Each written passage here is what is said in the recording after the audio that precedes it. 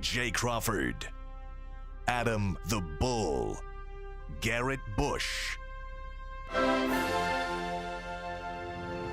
and so many big names, it would take me hours to say all of their names.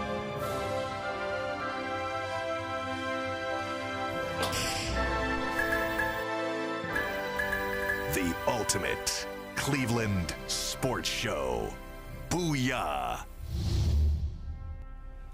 Hey, Friday. Look who's back. Look who done showed up. My goodness, man. This looks pretty good. How y'all doing? What's good? G Scody's in the building. Hey, we in the building, man. Listen, I appreciate y'all out there, man. I was watching y'all all them days, man. I feel like I've been gone for like 7 weeks. When I was younger, I had chicken pox and was gone for 2 months, right? And I came back to school and they was like, "Oh my God, what happened to you?" Because I had all these scars on my face. They was like, "Did you get in a fire?" No, I just had chicken pox. Leave me alone. Man, shout out to you. I guess I should start by saying where I've been at for all these days. So, no, I didn't quit the show. No, I didn't get fined. And no, they didn't put me on sanctions. No, shout out to everybody here. So I was out for a little bit. So I had two things going on. One, the most important thing is I had a death in the family. And my brother-in-law, who lives in the Philippines, he's the youngest brother of my wife. He unfortunately passed away. It was really tragic situations, and it's brought me to the point where I think I'm going to start really pondering and thinking about what we can do as far as one of the things that really affects a lot of people, and it's mental health. Unfortunately, for my brother-in-law, he did commit suicide. So that was a very tough thing for my family because, you know, when you're dealing with suicides, you tend to blame yourself a little bit. You tend to think, what could I have done more? Could I have been around? Could I have been more encouraging? And it takes a lot of healing to get through that. So continue to pray for me and my family and my wife, of course.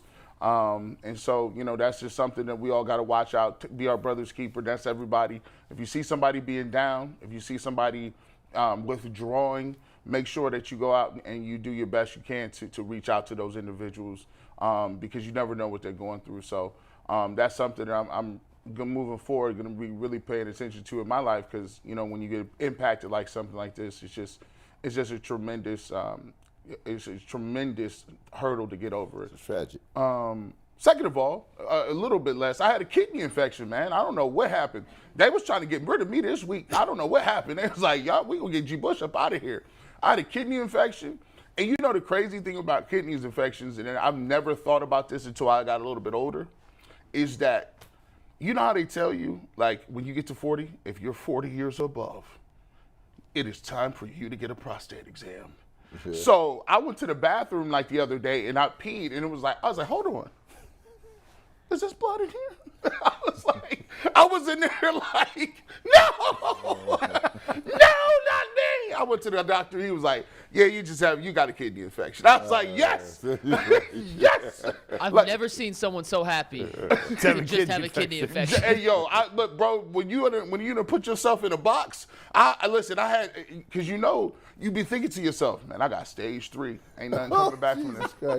Ain't nothing coming back from this.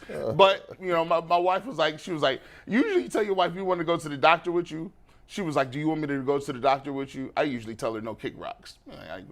She was like, you want to go to the doctor with you? Yes! Why would you ask such a thing? This is important. She was like, I guess, let me show up. So yeah, that turned out okay. Got me some antibiotics and now I'm on the mend. So that's where G. Bush has been. McNuggets, I guess you've had some issues? Yeah, well, first off, what up, Jason? What's up, Brad? How y'all doing? It was a G. Bush monologue to start, but that's how the show starts with the right monologue. Yeah, hey, we love it. Listen, you guys know me. We've known each other for almost a year now. I don't really get hot and bothered about a lot of things. Oh, you don't. Two things happened yesterday about the same apartment complex that needs to be addressed. First and foremost, the apartment complex I live in has had 3 ownerships since I moved in April. 3 different ones. So you know something's already screwed up. That's like the Cavs in the 80s. Yeah. Well, this new ownership is now charging a $50 processing fee to pay your rent online. What? Yeah. $50. It's not an ATM fee. My last one was $250. I'll pay $250 to pay with a credit card, but $50, get the you know what out of here. $50 is dinner, lunch, a date, And some gas. and some gas. Hell no. That's criminal. I'm paying in pennies. So they hit you up. It was like, yo, you got to pay $50 to just use their online portal. Yes. So I went in, I put my information in, and it was $50 more. And I'm like, wait, they didn't raise rent. I got no notification about raising rent. So I called them. That's a I said, processing hey, fee. what's going on? They go, oh, it's our processing fee. I said, why is it 2,000% more than the last one? They go, oh, well, it's just how we do it. And I said, okay. So I'm paying in pennies. They're getting nickels and pennies, all whatever my rent is. They're getting in coins. Well, can't you? And you know what? My processing fee is you got to count my money. You got to spend all your time all day counting my money. And then second off, real quick, last night at 1:30 in the morning, the fire alarm went off in my apartment. Oh. Okay, whatever. It happens. False alarms, whatever. We all go downstairs. The issue with my apartment complex is the stairs. You can go down and get into any floor from the outside stairwell in, but the stairs lock so people can't walk off the street and get up. So guess who didn't have a key to any of the stairwells at 1:30 in the morning when we found this is a false alarm? So all whatever 200, 300 amount of people are in the lobby. No one can get back up to their damn rooms because they have no keys to get through the stairwell. So guess who spent all night in the lobby last night? Oh. And guess who's still trying to charge me $50 for a processing fee? You was in the lobby? I spent, well, eventually at like 4 in the morning, 2 hours later, they found a guy who worked like the overall security manager who lived way outside downtown Cleveland to come in and unlock the stairwells. But we spent like 3 hours in a lobby last night. Like 200 people in a lobby that probably seats 10 people. That's wicked.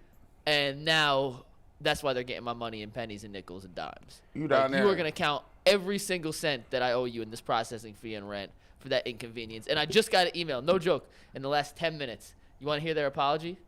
I'm not going to call it the apartment complex, but here's legit their apology. Anthony, what time did this email come in? 10:34, so it's in the last hour.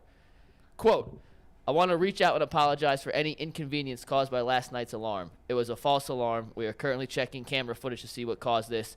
We hope this does not happen again. In the future, we'll be better at communicating clearly in the situation. Best. Property manager. Insert name here. Screw y'all. I'm over it. Hey, Mikey, you can't pay in a check? Or you I mean, I pay? could, but that means I have to go get checks because that's something that people under the age of 50 don't use very often. Right? See. Are you eligible for checks? Are you eligible for how much do these checks cost? Do you have to have a background check for these checks? All these checks, bro, I'd have been Just get the checks. Yeah. Just get the Well, checks. now I am. Listen, I'm going to get checks now, but just to out of nowhere be told, hey, it's a $50 processing fee to pay rent. Yeah. That's exactly what Brad's saying right there. That's some BS. Yeah, that's outrageous. That's some BS. Okay, I'm ready. You guys want to talk some football? Yeah, let's get to it. Let's get to it. Obviously, you got this thing with the Browns, right? We're doing a confidence meter. We look at other teams that are in the playoffs right now. You take a look at the Cincinnati Bengals, who are obviously in our division. You take a look at the Kansas City Chiefs, who have been, I guess, would say is the gold standard of what AFC football is about with Patrick Mahomes. And when you turn this around and look at it and compare it to the Cleveland Browns, fellas, how close do you think the Browns are to being there? How close do you think in 1 year the Browns can get to if everything goes right in this offseason? And we're going to take your confidence meter on that. We'll start with you, Brad. How close are they to those two teams, and can they get there quickly? Well, if you ask me what my confidence meter number is, it's a 5, right? It's a freaking 5, right? Why? Because you don't go from 0 to 100, right? There's a process here, right? And it's just not the players. It has to be met on the other side by the management organization, the coaching. Everything has to align for the ship to go down the right way. I have not seen that out of the Browns in totality. I've seen bits and pieces and parts. So yeah, I could go out here and shop and get some good groceries. Well then, who's going to put the groceries out and cut it up to make it a meal? And then once they make it a meal, who's going to make sure it's served on time? Those are the pieces and parts. So some of it are players that need to be filled. Some of the up coaching that has to occur. And the other thing is, what is the management going to do to ensure that we create the runway for this ship to take off? I haven't seen that as of yet. So you come in at a solid 5. Solid. Solid 5. Well, let me ask you this a little bit before we get to Jason. Is there anything that they can do in this offseason to raise that for you? And any specific moves? Is there anything they can do to even raise that or lower it? Yeah. If you want me to know, I would prefer the head coach to be the head coach. I prefer to see an OC that's a real OC, right? And then I start delegating responsibilities here with people who are qualified to do the job. Then the other thing is, don't sit out here with needs you need to have filled and act like you don't see them. Because now you playing me for a fool is what you're doing, right? Because I see them. I'm not even a football guy. I see them. So you have to see them. So if you want to be real, you see the great teams that really win in any league, they just win, baby. Whatever it takes. Al Davis, just win, baby. If I got a hole, I'm going to go fill it. I'm going to try to fill it.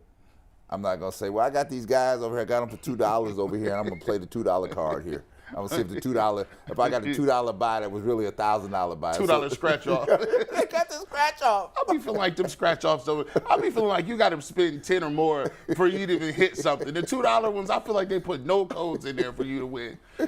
Jason, what do you think in terms of when you watch the Bills and you watch the Cincinnati Bengals? How far away are the Cleveland Browns, and what is your confidence meter that they can either close that gap between now and whenever they play next year? I put them at a solid 4.5, 4.5. And it'll be a lot easier to have this conversation 2 months from now when we get into free agency a little bit, when we see what they're doing. We know what the needs are. They need a receiver. They need 2 defensive tackles. They need a defensive end. Got to have that. Linebackers are also on the list. But you've got to fix, I've said it all year, fix the defensive tackles, you're going to fix this issue. So let's see what they do. Let's see if they fix it. And then my meter will probably go up a little bit. Here's what I like. They're 3-3 in the division last 3 years. To me, this is the best division of football. The AFC North, I understand the East sent, I think, 3 teams to the playoffs. AFC North, though, pound for pound is the best division of football. Now when you throw, Baltimore and Pittsburgh have been the 2 steadfast heavyweights. They're always there. They're the best run teams, 2 of the best run teams in the league. Now you give Joe Burrow to Cincinnati and you put them in the mix. But if you can hold your own in that division, there's no reason that you can't hold your own in the conference. Right. The problem that I have is you have to beat Cincinnati, Kansas City, or Buffalo. More than likely, you may get a weird schedule break where they play each other and you can slide in. But more than likely, you're going to have to beat one of those teams to get the AFC title game. And right now, as we sit here today, I have a 4.5 confidence meter that they can beat one of those teams. But let's wait and see how the draft unfolds. Let's see how free agency shakes out. I want to see what other coaching moves are made. This is not the Brown staff that they're going to take into the season. I do think Jim Schwartz is going to make changes defensively. Chad O'Shea, the receivers coach, has had multiple interviews for the OC job, for OC jobs. Drew Petzing, the quarterbacks coach, could leave and that's one thing that we really haven't discussed. Everyone is talking about how bad everything is and how bad the defense is. Well, when's the last time, how often does it happen that Brown's assistant coaches get interviews for job promotions? And the fact that Chad O'Shea keeps coming up in names, and O'Shea's kind of been a name in league circles for a couple of years, and now he's progressed to the point where now he's getting interviews. Like I said, Drew Petzing, I think, is another one that's going to be getting interviews here. Alex Van Pelt, I'm sure he would like the opportunity to go somewhere where he can call plays. But for the time being, he's a respected offensive coordinator in this spot. Mm-hmm. So the offensive side, Bill Callahan's widely respected as the best line coach in the league. So the offensive side of their coaching staff is in really good shape. And that's just something that we really don't talk about very often. But overall, I'd put them at 4.5, and now let's wait and see what they do in free agency. We're going to do this again after free agency, by the way, and compare and contrast where we were now to where we are and see if they've lived up to the expectations we have for them this offseason. So, G, you're up next. Man, this was tough for me because I had it starting off lower than you guys. I had it starting at a 4. I think I settled somewhere at 5 when I look at that. And when I have them at a 5, it's because there's a few things. When I watch these other teams, right, I watch the Bengals, I watch the Bills, I even watch the Jaguars. I watch a lot of these other teams that have figured it out. So it looks like the Jaguars are a better team. It looks like a team like the Titans, who usually doesn't have a chance to win a championship, they're always in the playoff mix. The Steelers will be 1 year better. So I look at the totality of it, and I look and say, man, these teams are awesome. These teams are getting better. These teams have quarterbacks. These teams look like in 1 or 2 years they figured it out. But the problem is, I don't know, as Brad said, I don't know if they got the guys that can be able to flip it in a year. Because you might be able to get some receivers. And I've said this all along. When you look at the Cincinnati Bengals, it took somebody to say, we're not going to take Penei Sewell. Even though he was a guy on the board, a left tackle, he's playing decent for the Detroit Lions. They said, you know what we're going to do? We're going to go get us Joe Burrow. We already got him. We're going to get Jamar Chase, even though we had T. Higgins. And so some teams that's the bonus play, right? If you already stacked here, you already good at a position, let's be great and dominate at that position. And I think that's what the Bengals have done a little bit in terms of getting Jamar Chase and those guys up to speed and running. But I will give the Browns credit for this. If they did it in a year, it proves it can be done. Oh, no, I don't disagree that it can be done. It is, do you have the wherewithal to do it? Do you know how to do it? Right? Yeah. Because if you know how to do it, you start making the moves necessary. You don't start making people into more than they are, right? I felt like this season, they had some glaring weaknesses and holes that need to be filled. And they kept trying to fill them with people who were inferior to filling them, right? That's the $2 scratch-off. Yeah, it didn't work really well with the scratch-off. I will say this, though. I've been thinking and pondering over this. You know, Jason, you talked about the defensive tackles. I believe they do need defensive tackles, but I don't know if they could do it all in a year. I don't know the amount of holes that they have at defensive line, the amount of holes they have even at linebacker. We even talked about them. We talked about them yesterday. The backers is in trouble. I'm thinking to myself, what is the best way? I asked you guys, what's the best way that I could change that? Can I change that optimism from a 5 to anything higher? I believe if they can get a household, bona fide #1 receiver, I will feel wholeheartedly different. And the reason I say that about a receiver rather than a defensive tackle is because what I'm going to ask Jim Schwartz to do is I need you to win me a couple games. I need you as a coach to coach some people up that ain't really that good, and I need you to get them to average, right? I need you to get to a point where you go identify me a guy in free agency, Jason. Go give me one that you say, this dude didn't play that well in this system, but in my system, I think I could get him play up to that. And if you can get a receiver, I think the reason I say receiver is the Browns that's the most impact that they can have on the field. Right. I feel like Jim Schwartz can get you there, but a bona fide receiver with Amari Cooper as well as DPJ and a solid, healthy, ready to go Deshaun Watson, I think that's the biggest splash they can make in the offseason. I don't know where they get it, but Andrew Berry got to figure something out. Well, I say this. If you talk about D-line, and I think, Jason, you and I were talking about it yesterday, you know, they don't have, like, unlimited money. No. So you got to be strategic in what you're doing. Now, I'm not taking a flyer on it. Somebody's going to be proven good. You might be a little long in the tooth, but you're going to be proven goods. So Jason and I talked about Ogunjobi yesterday, right? He's a free agent coming up. I'd take Larry Ogunjobi back in a second. Take him in a heartbeat. At least I know I'd have a competent, capable guy up front. Now I can mirror him with another guy that I can take a flyer on, right? Or coach up one of these other ones that you seem to have something, but at least have somebody in the trench that's okay, right? That now allows me to say, okay, let me turn my search to these linebackers because that's got to be filled. I think I can get the receiver a variety of ways. Somebody got cast off from the league. If I'm in the weeds scouting in college, there are more capable receivers coming out of college nowadays from places that you never heard of that are capable. But you'd have to have your people in the weeds knowing where they are. So there's a pathway for it. But somebody has to be the orchestrator of saying, this has to happen. Now, you got the GM Barry, right, who's sitting out here doing this, but I always feel like the coach has to have an imprint on this thing. Like, I need this, this, and this, right? Because he's the one on the field, on the floor.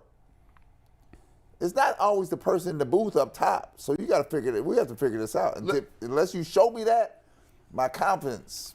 Jason, let me drill down on this. When you just take a look at the Bengals, you take a look at the Bills. So those are two teams left, right? Not the Bengals, Bills, but the Chiefs. But I put those guys in a threesome, right? You got the Bills, you got the Bengals, you got the Chiefs. When you look at those rosters top to bottom, or just the coach in the organization, what makes those three teams specifically better than the Browns? Quarterback, period. Now, can Deshaun get to that class? Yeah. But, I mean, the quarterback's a great separator for all. Look, I mean, we talk about weapons for the Chiefs. Travis Kelce is one of one. But they traded their best receiver, and they never missed a step. They're right back where they were. And that's because their quarterback is so special. Like, that's another reason why I put Mahomes in his own class. There is no 1A. It's just him. And then everyone else is fighting for second. And then when you flip that to the Browns, when we're talking receiver, the highest receiver the Browns have drafted, Anthony Schwartz in the 3rd round and David Bell in the 3rd round. Like, this is why I said yesterday, I think this is the year they take a receiver in the 2nd round, because you can have impact receivers you can find in the 2nd round who can step on the field immediately. The 1st round has become flooded with defensive tackles, defensive ends. By the time you get down to the 2nd round, guys, you'll get an impact guy, but it also takes longer for them to get on the field. It takes longer for defensive ends to develop. Yes. It takes longer for tackles really to develop. So if you're taking a position that you already know takes a little bit longer, and you're taking, say, the 15th guy in the draft, as opposed to a receiver who maybe is the 6th receiver, 7th receiver off the board at a high impact position, it just makes a lot of sense to me. Go the free agency route to fill your defensive line needs.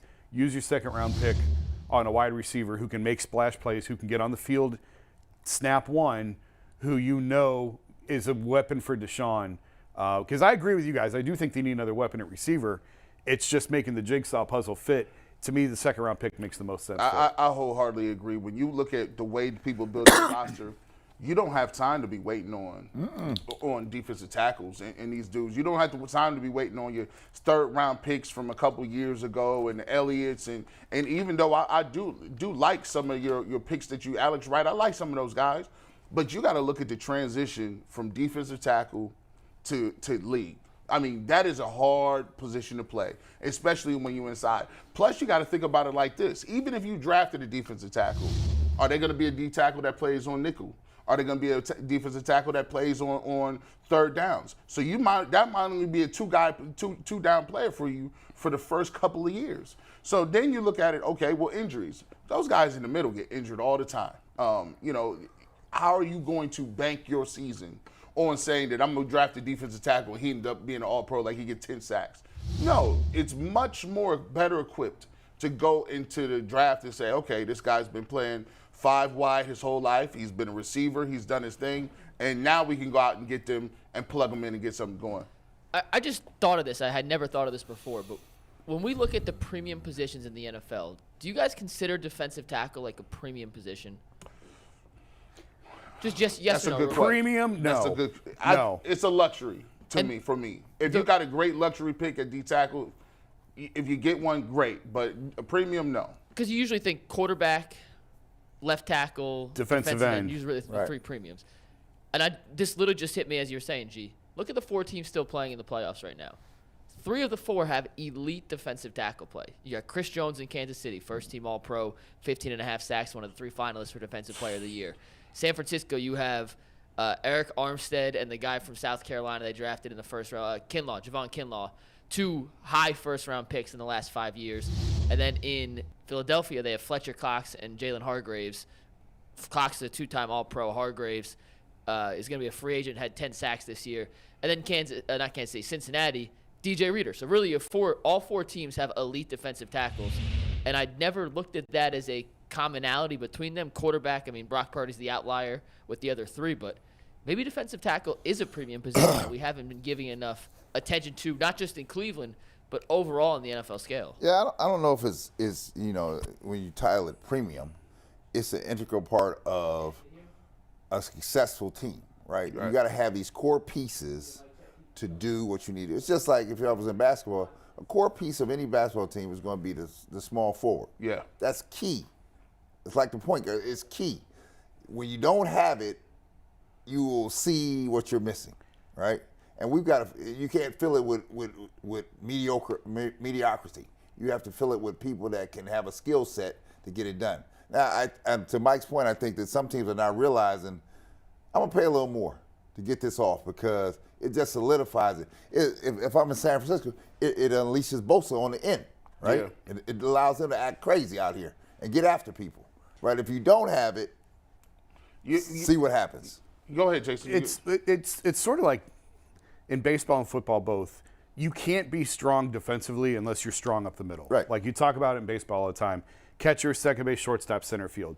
You have to be strong up the middle. And look where the Guardians are. They're terrific defensively, right up the middle. Gold Glovers everywhere, right up the middle.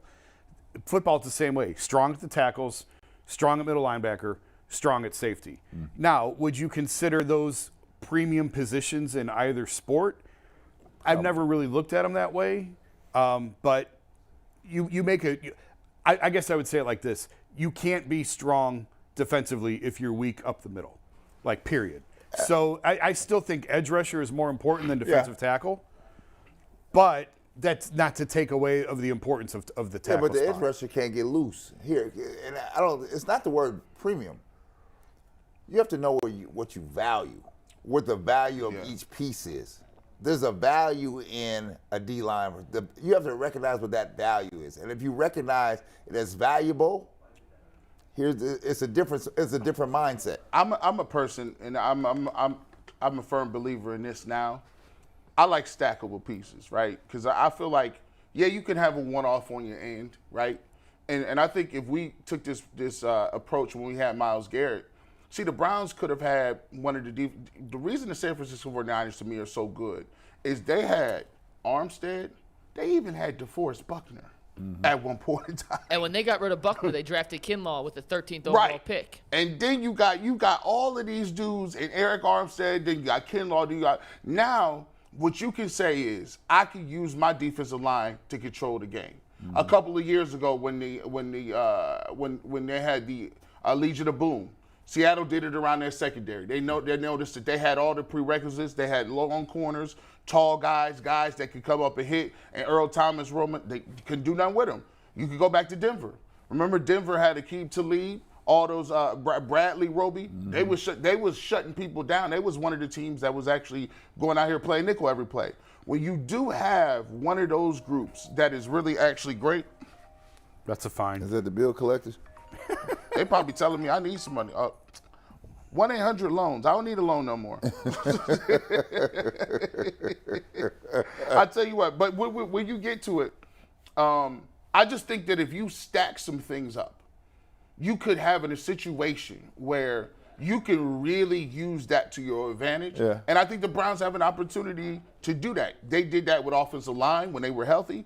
I think the best chance for them to do that is at the receiver position. But I wouldn't mind going out and getting a couple more pieces at defensive tackle if you could get them in one-year rentals. Well, the other thing it reminds me of, Jason, is this.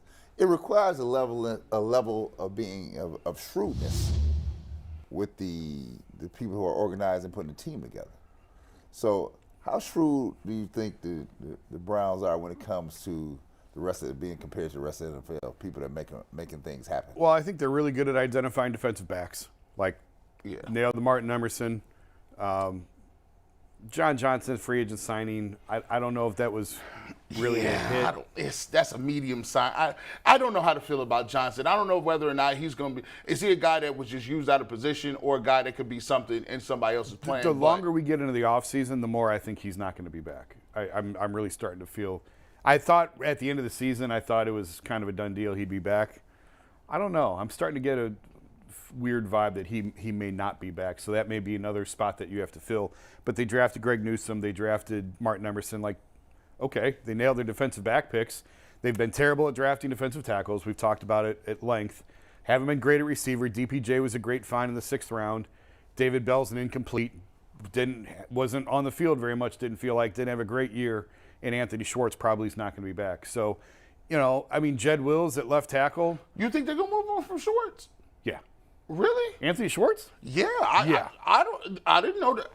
I would, from what I've seen so far, they're not really into getting rid of their guys. And he's a 3rd-round pick, right? Yeah. G. Bush, this is his last year. If Andrew Berry doesn't turn this around, he's gone. So there's no time to wait and hold on to your guys if they're not producing. Hey, listen. It ain't like I'm sitting here just waving the flag for him. I think Amari's back, DPJ's back, Michael Woods is back. Like, these guys are all coming back. Bell's coming back. Yeah. But I think we're all in agreement that they need another playmaker there. Yeah. Well, one's got to go. that to me, that's the most obvious one. I don't think he's back next year. No. Yeah, especially if they go out. They and bring get him to somebody. camp. You know, they'll bring him to camp. But if he has the same problems that he's shown to this He point, should be looking for an exit strategy. well, I don't disagree. But I do think they. I mean, what's the harm in bringing him to camp? Bring him to camp, and then. Have you guys already decided y'all didn't want DeAndre Hopkins? No, I didn't decide that. I didn't decide it. I mean, he's the elephant in the room. Because that piece right there, I know he's not a burner, but given what they got from Amari Cooper, right? And he showed out for what, 5th or 6th they got him for. If you could get DeAndre Hopkins, and I'm not sure if this is going to cost him, but if you could get him for, say, a 4th round pick, are you willing to move on that? Sure. I mean, I don't know. I mean, one of the best trades Andrew Berry has made since he's been here is the Amari Cooper deal. He got ahead of the market last year and stole Cooper from the Cowboys. You think the Cowboys could have used Amari Cooper last week? Yeah. So I mean, yeah. If you can, I have no idea. Jerry wouldn't say so, but The receiver market exploded after that Cooper deal. Yes. Yeah. And the prices just got off the charts. Now, is there a economical deal to be made now before the market really sets? I don't know, but they do have, I think, some extra picks in those mid rounds to, if something could be done. They do have extra cash flow, I guess, to get it done. So I'd take it in a heartbeat. If you can get that dude. You said it before. If Deshaun walks in and says, "Go get me Hop," you go get him Hop. Like it's who he wants at this point. I think people don't make enough of that. Jason, I feel like if Deshaun Watson did get to 230, and I think last year he was just trying to play the corporate role, but I think this year it's pretty much whatever he wants. I think, and we'll probably talk about this as the offseason goes, and that even includes changes to the offense. You know, I think he'll have full reign on, hey, who do I want? What personnel groupings? This is what I'm comfortable with. And I think he'll have a lot to say with who they go out and get. 100%, yes. And he should. It's what you That's signed what he up gave for. the money for. Well, that's what they gave McNuggets the money for, because he tell us to keep it pushing. And we got a guest in the building, right? We do. G. Bush, it's your man. My Shannon man. A. Holmes, a sports attorney extraordinaire. What's up, Shannon? Thanks for joining us, man. Hey, appreciate it, guys. Thanks for having me. Hey, man. So, you know, it's so crazy. After, you know, we had the viral moment on DeMar Hamlin, I was all over the place. I was getting a lot of different interview requests, and I just so happened to be on a podcast with Reverend Jesse Jackson, and Shannon was actually one of my counterparts that was on a panel, and he just so happens to run a firm in college or run a firm in Chicago, I believe, correct? And he is in charge Texas, of the NIL. Was that? In Dallas. Dallas, okay. And he runs a firm that helps kids with NIL, and he specifically had so much to say that I just couldn't believe he was already doing some of these things in terms of being an advocate for people during NIL, and also talking and working with other professional athletes in terms of what they can do for insurance, what they can do as far as legal terms to get certain things done that the league is not stepping up for. And I just think he's a tremendous resource to the conversation we're having. So I reached out to him. You've got a bunch of books out there, a bunch of #1 sellers. So Shannon, tell us how you kind of got invited on that podcast, and some of the things that you and your firm are already doing, working with younger athletes to kind of protect their image and to project and get those guys where they need to go.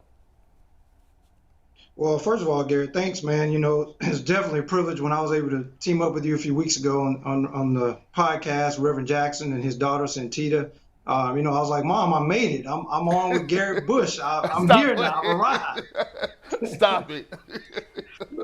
So man, this is just something I interned for a sports agent in college, and I'm from Beaumont, Texas, man. We're formerly known as the pro football capital of the world back in the 70s. So a lot of guys, older guys all the way back in the 70s, and it's kind of my peers made it to the NFL. So I've really just been a part of, understanding that business, that whole thing. And then, I had a colleague from the National Bar Association, C.K. Hoffler, an outstanding attorney down in Atlanta, trial attorney. She has 2 boys that are playing Division I football now. And so she heard me speaking at one of our conventions on NIL.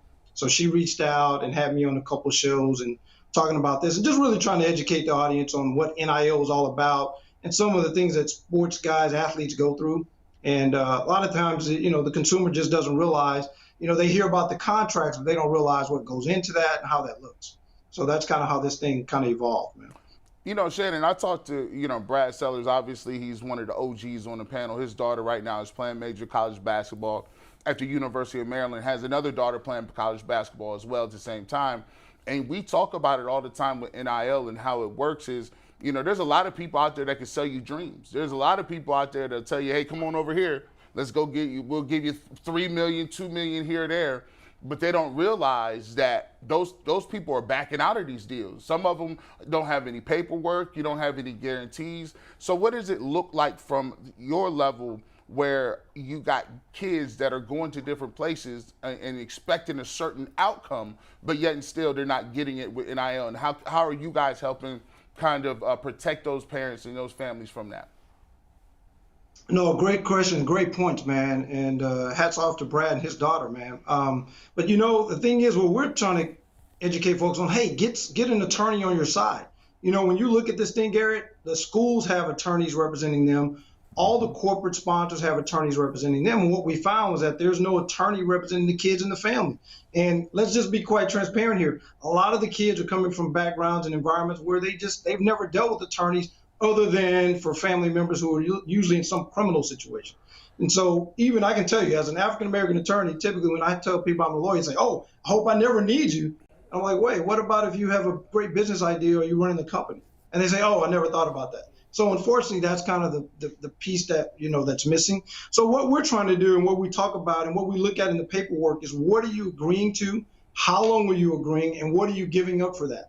What we don't want to see is a young athlete give away his or her rights into perpetuity on a deal where they're endorsing the local grocery store chain. Then they look up 3, 4, 5 years later, they're playing in NFL, NBA, WNBA, et cetera, and they go to do another deal with the grocery store chain, and they learn that, they've given away their rights into perpetuity to this other, local grocery store chain back in Nebraska someplace, right? So those are the type of things we're trying to make sure. I'm sure you guys heard about the recent deal where I think it's down in Florida where the kid was promised, I think I've heard anywhere from 9 to 13 million, and that doesn't seem to be happening now. And they're considering some legal action because they weren't able to come through and ratify that deal. So those are the kind of things, just basic contract deal terms that we want to make sure that the kids and their families understand what you're signing, why you're signing, and what that's going to look like going forward. So Shannon, this is Brad Sellers here. So let me just ask this, because I've been in the game. I understand how the game work, right? But here, I'm a parent of one. Hell, I don't understand the NIL like that, right? Like, I understand representation. I understand cutting the deal. The problem is the kids are off here at the school. The school is, Maryland is better, right? But there's some schools out here, they're not telling these kids a thing about what to do, what the roles are, what they should be looking for. There's nobody representing the kid. And the kid at 18, 19 has no idea. They see a sum of money that is out here, in theory. Somebody's got to bring that deal in, right? So what should a student athlete out here be? I don't care if you're mid-major, whatever. What should that student athlete be looking for? What should that student athlete's family be looking for? Because you might not get it from the school. Right. No, great point, Brad. And that's what I was saying. We've got to encourage and we've got to get the message across. They've got to get legal counsel involved. It's kind of like if you were being interrogated by the police, you say, hey, stop, wait, I want to get my lawyer. And then we've got to find a way to get them attorneys involved. The schools have got to make sure that they do the ethically correct thing and make sure that there's someone representing that athlete at the table. Because the schools have said, look, we can't work with you. We can't represent you on these deals. We need to know what deals you're doing, but we really can't be a part of that. And so we need to get the message across. And there are more and more attorneys starting to get involved. Unfortunately, there's no real database now, Brad, where we can just point to and say, hey, go here and get some help. But we're just trying. And again, thanks to Garrett and you guys for having me on, just trying to get this message across. Look, you got to stop, take a second, and try to get someone involved that can help you differentiate what you're doing on these deals. But you make a great point, Brad. Excellent point. Shannon, what do you think NIL is going to look like 10 years from now? because I'm all for, I covered college football for almost 15 years. I'm all for this and athletes getting paid, but this feels like the wild, wild west in the early days of the internet when there was no structure and it feels like a free-for-all right now. Do you like it that way? Do you feel like we have to have some bumpers on this thing or some parameters to it? Or what do you think it's like now, and where do you think we'll be with this 5 to 10 years from now? No, another good question that continues to come up. I think it's evolving. I think it's going to continue to evolve. I think the market is going to correct in some way from the corporate side. I think corporate dollars are going to say, wait a second, when we look at our measurables, we're not getting the biggest bang for our buck in this process. Yeah. I think what we see now, guys, is that really where the thing is, what they were trying to guard against, which they can't really guard against now, are these collectives, which are really just, the alum of a particular school pooling money together and saying, hey, we're not a part of the school, we're this collective group, and we're going to pay this guy or this guy. Or, in some instances, hey, if you're in the offensive line room or you play linebacker, you're in that room, you're entitled to $50,000 guaranteed, So that's the piece I think that some knew could happen, but they didn't see it happening like this. I think everyone imagined this thing just being where, the local car dealership, the local grocery store, and other businesses would be involved. We thought that kids would make money through their social media outlets. But then here comes these collectives, which really has put a spin on this thing that I think it's going to be hard to really control that piece. Shannon, you said something just a minute ago, and I asked these people, on our panel, we talked about it all the time. I'm trying to figure out what the return on investment is, right? Like, say for instance, I'm sponsoring a guy like C.J. Stroud or something. I'm sponsoring those individuals, and I'm saying I'm gonna give him an NIL deal for $2 million. How are they recouping that money? Because I don't see C.J. Stroud doing videos. He's really not doing product placement or anything, and I don't really see him outside of football doing. How is it that they're coming up with this number that says this equates to this? I'm kind of confused on how they're going back to recoup these dollars and turning an investment from this. No, that's exactly it. So I think that piece of the puzzle is still out there. I don't think there's enough measurables yet to really determine that. So what they're basing it on, you guys have probably seen it on a number of different places. They'll say, well, this person's NIL value is X. Right. You're starting to see that pop up in different forums. Well, that's really, I think, based on your impressions on social media. So that's Twitter, TikTok, Instagram, Facebook. How many followers do you have? And then there's some formulas that the companies are using to say, hey, based on these followers, these amount of views, you have this amount of reach. And that's what their goal is, because that's really the medium that most of these companies are counting on for these athletes to advertise and demonstrate the products that they're attached to. But Shannon, the problem is this here. This is the problem. The kids have no guidance, right? There's nobody looking out for the kid. You're in direct competition with the school because the school is sourcing out these same corporate clients for their own money, right? So the school don't really want you to cut into that money, right? So they'll sprinkle you some chips here and there so you get a little T-shirt deal and this keep a little money in your pocket while they're getting peeled off on the side. There's no real representation, because if I had real representation, we would define the terms of the contract. I'm going to give you this for this. There's nobody sitting there, and the 20 to 19-year-old kid, I'm looking at Cheyenne's on NIL deal. She come on, Dad, I got this T-shirt deal. What the hell kind of deal you got? A T-shirt deal. I'm like, what is this? Got my name on the back with a zero. I'm like, that ain't no money. I'm like, stop playing with me.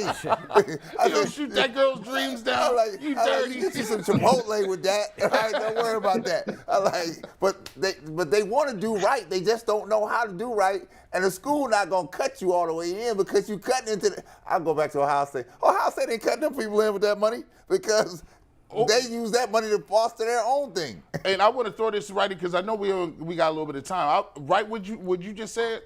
So you're a lawyer, right? So if I was doing an NIL deal, name, image, likeness, everyone signs up to be a Nike school, Adidas school, Under Armour school. Is there anything prohibiting Adidas from saying, well, you know what, you are a Nike school, but I want an NIL deal with the quarterback and he gonna wear Adidas? Yes, that is one of the rules. That's one of the few rules that they do have, is that you can't have a competing interest. That's Brad said. You can't have competing interest with the school. Right. That is correct. So that is ironic to me. You don't really own your name, image, and likeness, because in that case, I didn't sign up to be a Nike school. I never said that I wanted to wear Nike. But you signed to play at that school. Right. See, so you signed. So you still signed to play at the school. Indirectly. So there's levels to it, right? You couldn't do it. So Shannon, before we go here, I want to say this, right? Because I think you're going the right angle here. It's just like when I'm coming out of Ohio State in '86, right? I knew who the firms were that were representing players for professional contract negotiation. You knew where to kind of go. Mm-hmm. There's nobody there for this NIL. There are very few people. These kids don't know where to go. So they're susceptible to any and everybody coming their way, right? And anybody pitching an idea, because you thinking like, I got this little money, and I don't want to say it's little money, but in the scheme of things, it's little money. It's nothing, right? And so the more firms that are out there, like Shannon's, that are saying, hey, let me show you what this is about, because it's about educating the kid and the parent, right? So they know what expectations look like. The more that you continue to do that, Shannon, I think it's better off, because you got a whole bunch of kids out here getting swindled and coming up short, giving away something of value and getting very little value back in return. Absolutely, absolutely. So, and that's the goal. You know, one of the things, you know, if I could, one point of self-promotion here. So I did just write a book that, you know, we reached bestseller status on last week. It's called Chief Executive Athlete, How to Run Your Sports Career Like a Fortune 500 Company. And the audience can find it on Amazon or Barnes & Noble. You can download it on Kindle or buy the hard copy. But Brad, I talk about in the book a lot of these concepts, and just basic business concepts that those families can use to try to navigate this space until they can get to someone like myself or someone else who can really help guide them through this process. But we talk about a little bit of the contract stuff, branding, and just, you know, how to conduct yourself like a chief executive versus just running up and down the field of the court, you know, and not taking ownership of your brand and your career. Shannon, thank you so much. We appreciate you taking your time today to come on and talk to us about it. This is definitely a topic that is, you know, is permeating the industry, and we thank you for shedding light on it. We'll talk to you again soon. Hey, man, thanks for having me, guys. All right, appreciate Shannon, thanks. Shannon Holmes. All right, guys. You know, we don't talk about it a lot. I mean, people want to know, right? People want to know about that, right? Because you hear the term all the time, and you don't really understand what it really means. And then you think about the athlete. Student athlete doesn't understand what it means, not really. Yeah. They understand some of it, right? The whole shift, I was talking to an executive a few months ago who said college is the new pros and high school is the new college. Yeah. Like there's a whole trickle down to this that we haven't even scratched the surface on in terms of NIL and how it's impacting kids at the high school level. And I'm telling you, I really think we are not, what it looks like today, we're not going to recognize it 5 years, even 5 years from now, which really isn't that far away. There is a dramatic groundswell happening here with high school sports and college and this whole thing. I don't know where it's going, but we are in evolving times right now with all this stuff. True indeed. Let's switch gears a little bit and get to the Cavs. You know, Cavs ready to go. You know, they played last night, got the win against the Rockets. Darius Garland, 26 points. Evan Mobley, 21 points, 10 rebounds. No Donovan Mitchell. He's out fourth game in 4 or 5 games with the groin injury.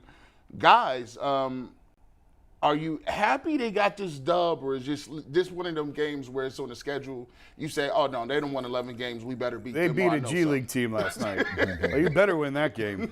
If you're a legitimate playoff team, you better beat the Rockets. I don't care where that game is. That's a G League team. Oh. I tried watching it. They were up 30. It couldn't hold my interest. I shut it off. Yeah, especially when the Rockets are on the second night of a back-to-back. Oh, no man. excuse. Yeah. I mean, no, they did what they needed to do.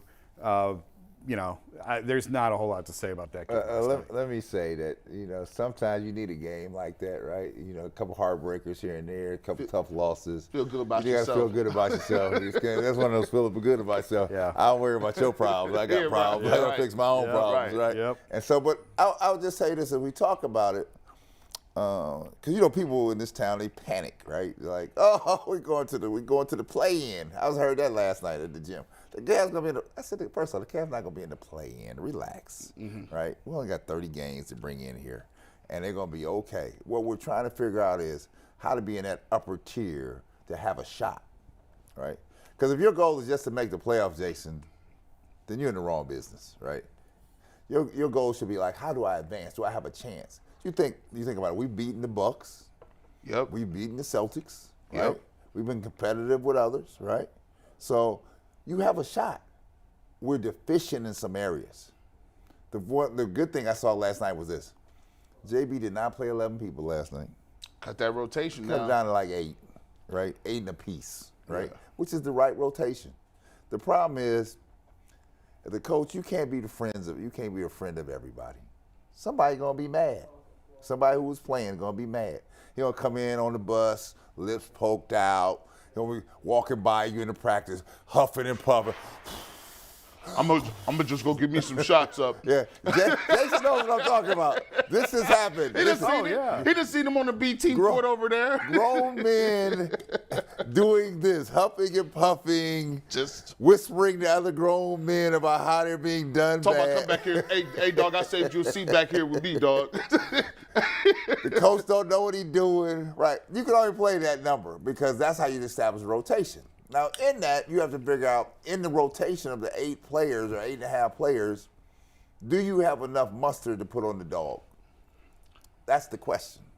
Y'all both been, man, you know what? Y'all been the moderates, right? If it's conservative or liberal, y'all been moderate. Because from the beginning, y'all have said, nah, they need a couple pieces. And we don't know if they can get them pieces. We just don't know. We'll just figure it out.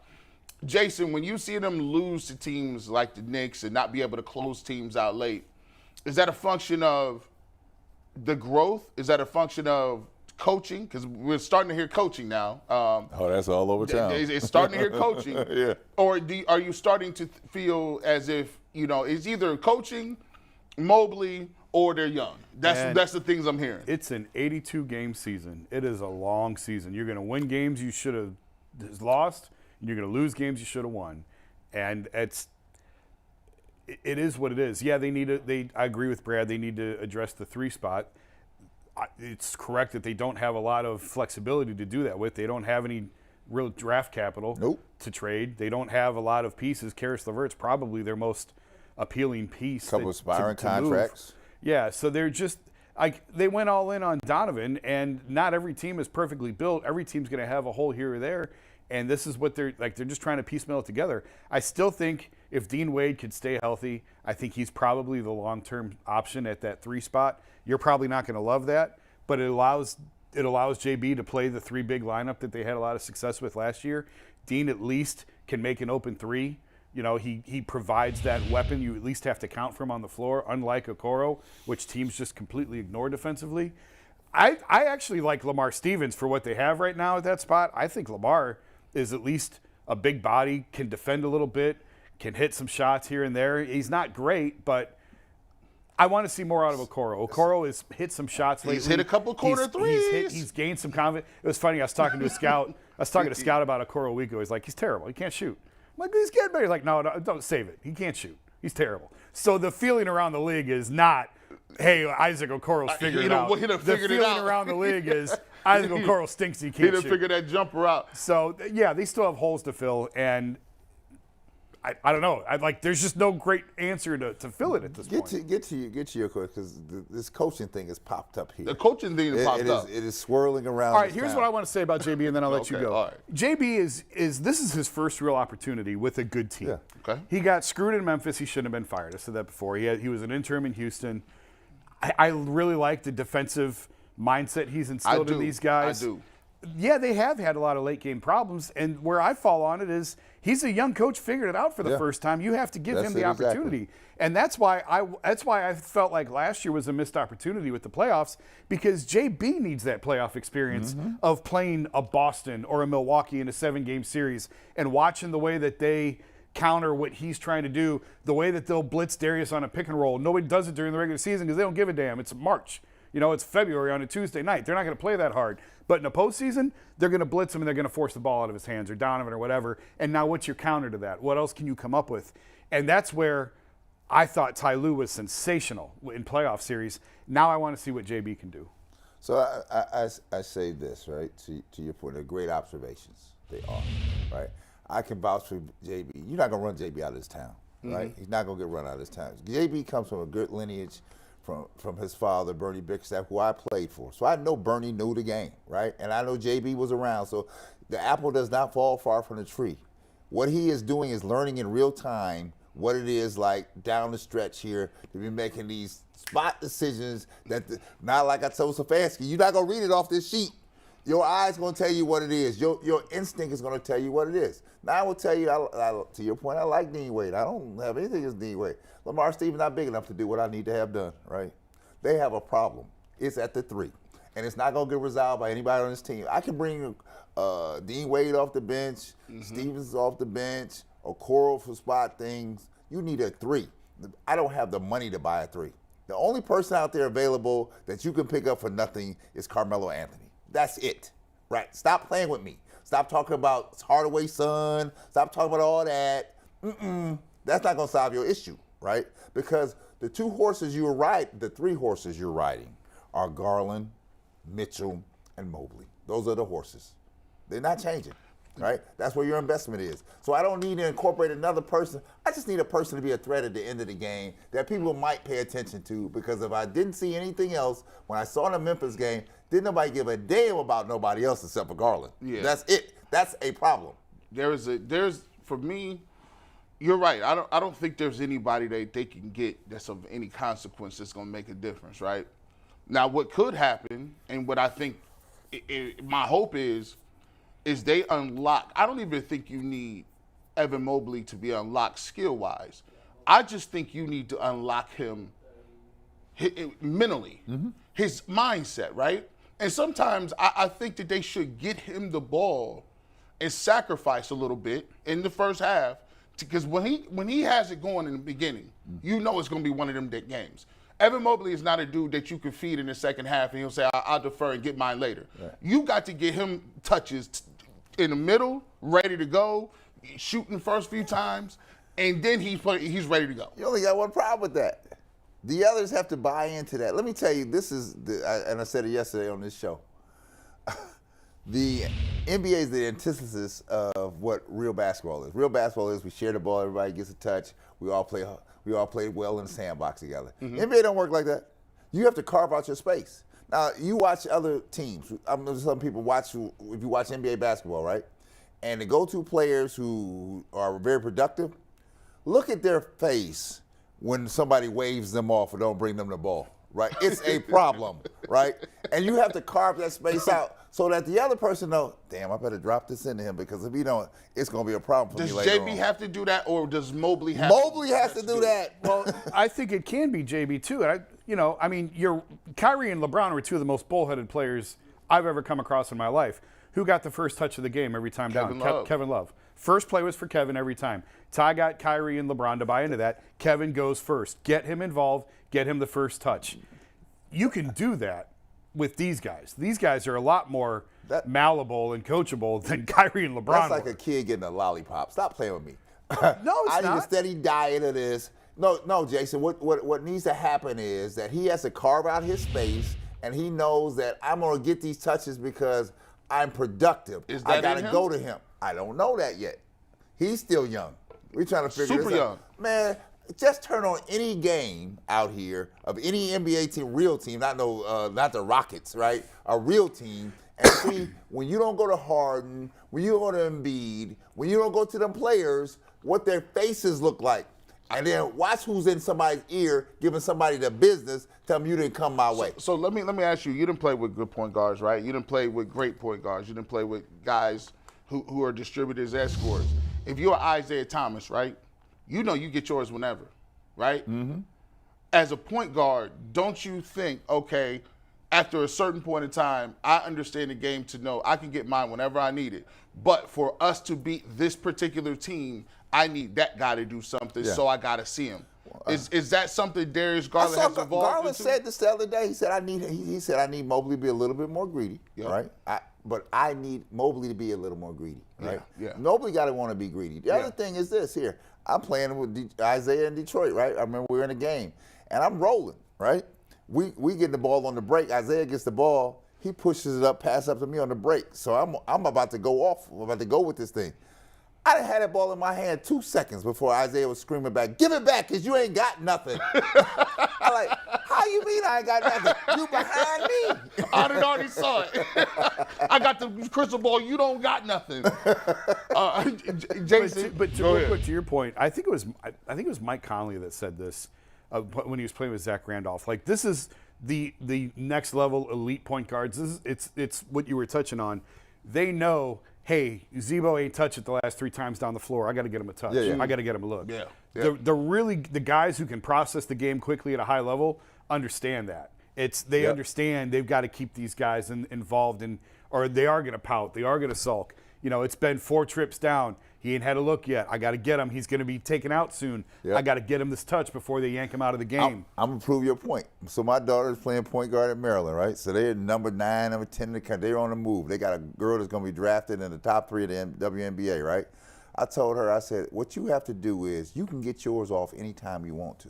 Mm-hmm. I said, you have to check the scoreboard. You have to know the situations and see who's going and who's not going. And if they're not going, you know you got to get them going because they got to help you, right? You can always come back and say, I'm going to call my own number right now because I can do that. I said, but you have to be cognizant of who's out here, making sure that the people that need to have touches get touches. That way, you keep them involved and engaged, and that way, the team gets better. You can't come down here and jack every shot up because, I can beat this person every time. I'm going to shoot all. That's not going to work. And that's why it's so hard not impossible, but it's hard for your point guard to be your number 1 option on offense because they have so many other responsibilities and they're trying to keep everyone involved. I mean, Chris Paul's been number 1 on his teams before, but that's the exception. That's not the norm. You want someone besides your point guard to be your number 1 option offensively. Those ball-dominant point guards are very polar. You talk to people in the league. Do you like Chris Paul? They're like, no, I don't like it because he's that. I remember I was in Utah the night Kyrie had like 34 points and no assists. That was the thing, that he had 0 assists. There was a lot of unhappy guys leaving that locker room. You remember when Isaiah was going, when he was early in Detroit, going for almost 30 a night? Yeah. And then as the team got better, you know what he ended up doing? And even when I got there with the Pistons, he could still score. But he was deferring to Dumars, Aguirre, making sure they all got involved. Right? And he'd have 12 or 13 points. Easy could have went for 30 if he wanted to just start jacking, but that wasn't going to win. And that's when they start winning. When he's like, listen, let me get other people involved in here. Yeah. And when you need me to go for 27, 30, I can do that on you. That's when Karl Malone split his head open now up in Utah. And you know what? Speaking of delivering and sharing the ball, McNuggets, you got something, man. What's up? Yeah, we should have Albert Breer here any second. As soon as he hops in, we'll bring him in. But I'm sure you guys saw Donovan Mitchell named an Eastern Conference All-Star starter last night. Yes. Alongside Kyrie Irving in the backcourt, Giannis, Tatum, and Durant in the front court. The Western Conference All-Stars also named Zion Williamson's only played 50% of the games this year, but the fans voted him in. Until Breer gets on, do you guys like fans having a say in who starts in the All-Star game, or do you think it should be a more merit-based decision? Well, I think Jason, correct me if I'm wrong, isn't it 50% fan, 25% media, and 25% player, right? Yeah. I like the way they do it. I like the setup. I like that. It's a checks and balance because if you leave it only in the fans' hands, they're going to have ridiculous. This is stuff the ballot. They're just going to vote for their favorite players. If you leave it up to the players, they're just going to vote for their friends. Yeah. And there's a lot of contract incentives on all-star bonuses and stuff like that. There's a lot of money at stake on these things, and people don't trust the media, and people don't want the media to be. And I agree, but I think the media should be sort of the level voice between the fans and the players. And when you looked at the starters, I didn't have a problem with any of the starters. No. I didn't. I did not have a problem with anybody that was named as starter. Did not. The thing even is, Zion, Brad, even though he's only played half the season? The problem, Zion has played very, very well in the time he has played, right? So number one ability. What is it? So who? Availability. So who was going to start over Zion? Tell me.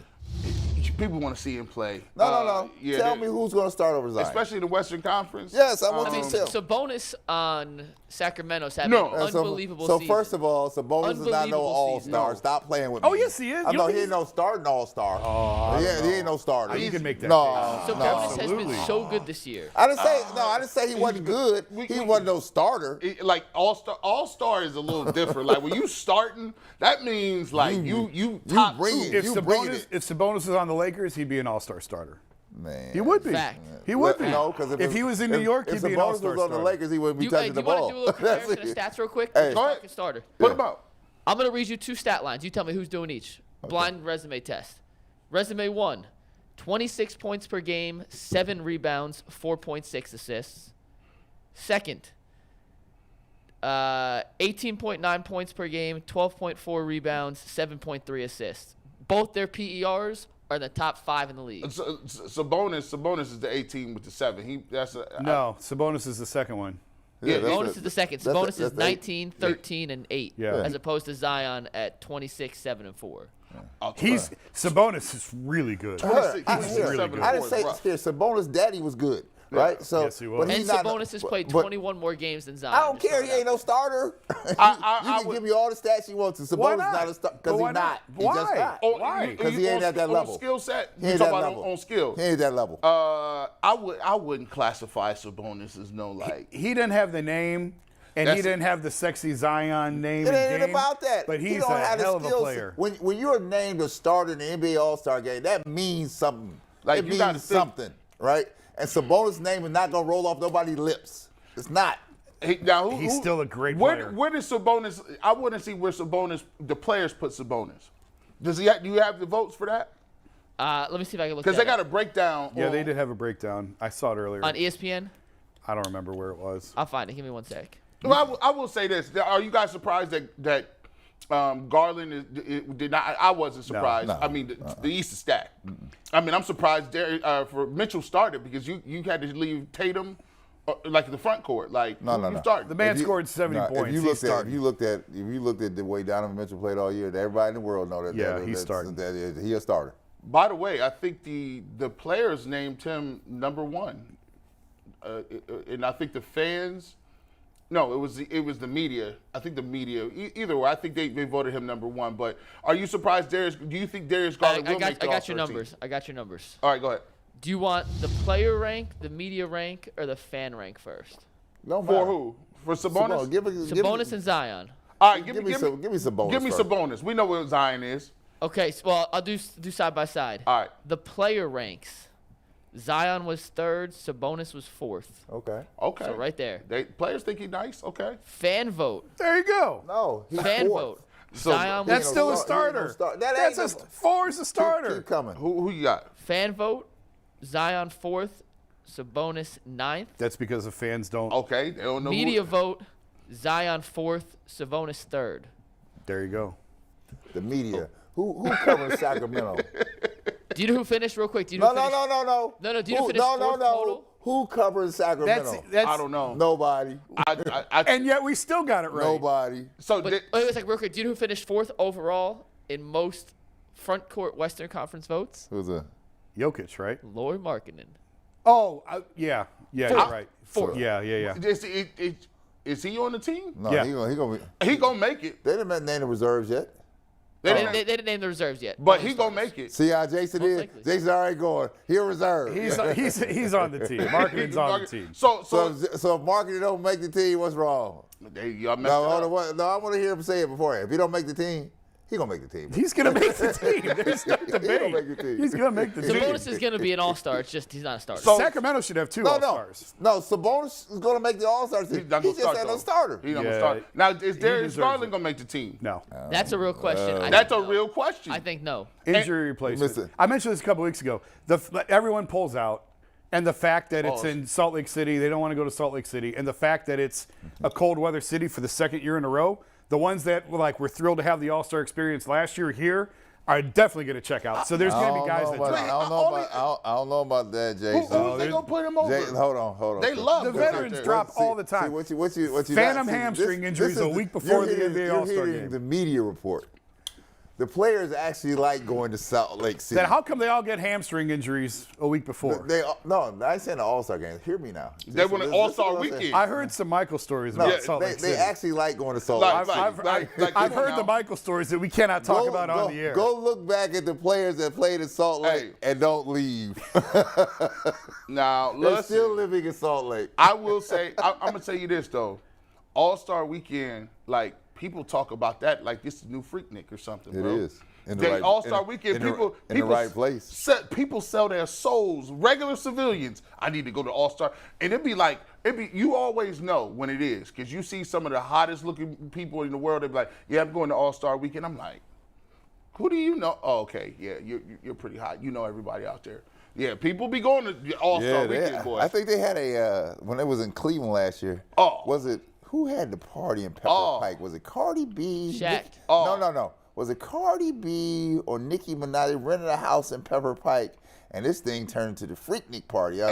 They said it was. I think I was at a mayor's meeting. They were like, "That's how legendary this thing was." I'm like, "Bitch." Hey, listen, hey, McNuggets. I'm not GNN until I get invited to one of these parties. That don't count unless somebody. Jason, we need to use all the athletics funds. And this, G, the All-Star game where people were downtown. They weren't in downtown. They was out in Pepper Pike. It's the satellite moves. They wasn't nowhere near downtown. The soft underbelly of All-Star Weekend. Y'all want to hear Darius Garland's rankings in the Eastern Conference backcourt? Yeah, come on. Mind you, there's only 2 starters here, which is Kyrie and Donovan Mitchell. Okay. In the player vote, Garland finished 7th among Eastern Conference guards. Okay. It's not that bad. In the fan vote, he finished 10th. And in the media rank, he finished 6th. He got a shot. He's right on the fringe. He's on the shot of the. He got a shot. He's a shot on the injury report. But Halliburton should be in before him though. Halliburton will definitely make it above him. Well, Jaylen Brown will definitely make it above him. Who else? The question is, do you put him over Trae Young? Trae Young finished like 12th among the players. Trae Young is not likable. Trae Young's hated around the league. Yeah, his teammates don't even outside like him. outside of Atlanta, nobody likes Trae Young. It's kind of. I don't think they like him in Atlanta. The way it's a good point actually. Right, they trying to get him like. But the way Trae Young's trajectory, when they reached the Eastern Conference Finals 2 years ago, when Ben Simmons passed up the dunk, and they were the talk of the town, they were the second coming, the next team up in the East, and they have free falled since then. And they traded 3 first-round picks for DeJounte Murray, who does not mesh at all with Trae Young. It's a disaster in Atlanta. They're going to blow that thing out. Yeah, everybody's getting fired. They're quitting. That's the the rate it's thing. going. He's the first dude I've ever seen where you average that many points and assists, and I'd be like, that's empty stats. He's like, it's the first person I'm like, you average 30 and like an 11. And it's the most meaningless 30 and 11 I've ever seen in my life. Is it any different than what was going on in Oklahoma? You know what's funny about that? That's the same thing. You know what's funny about that is he was on campus the same time as Baker was.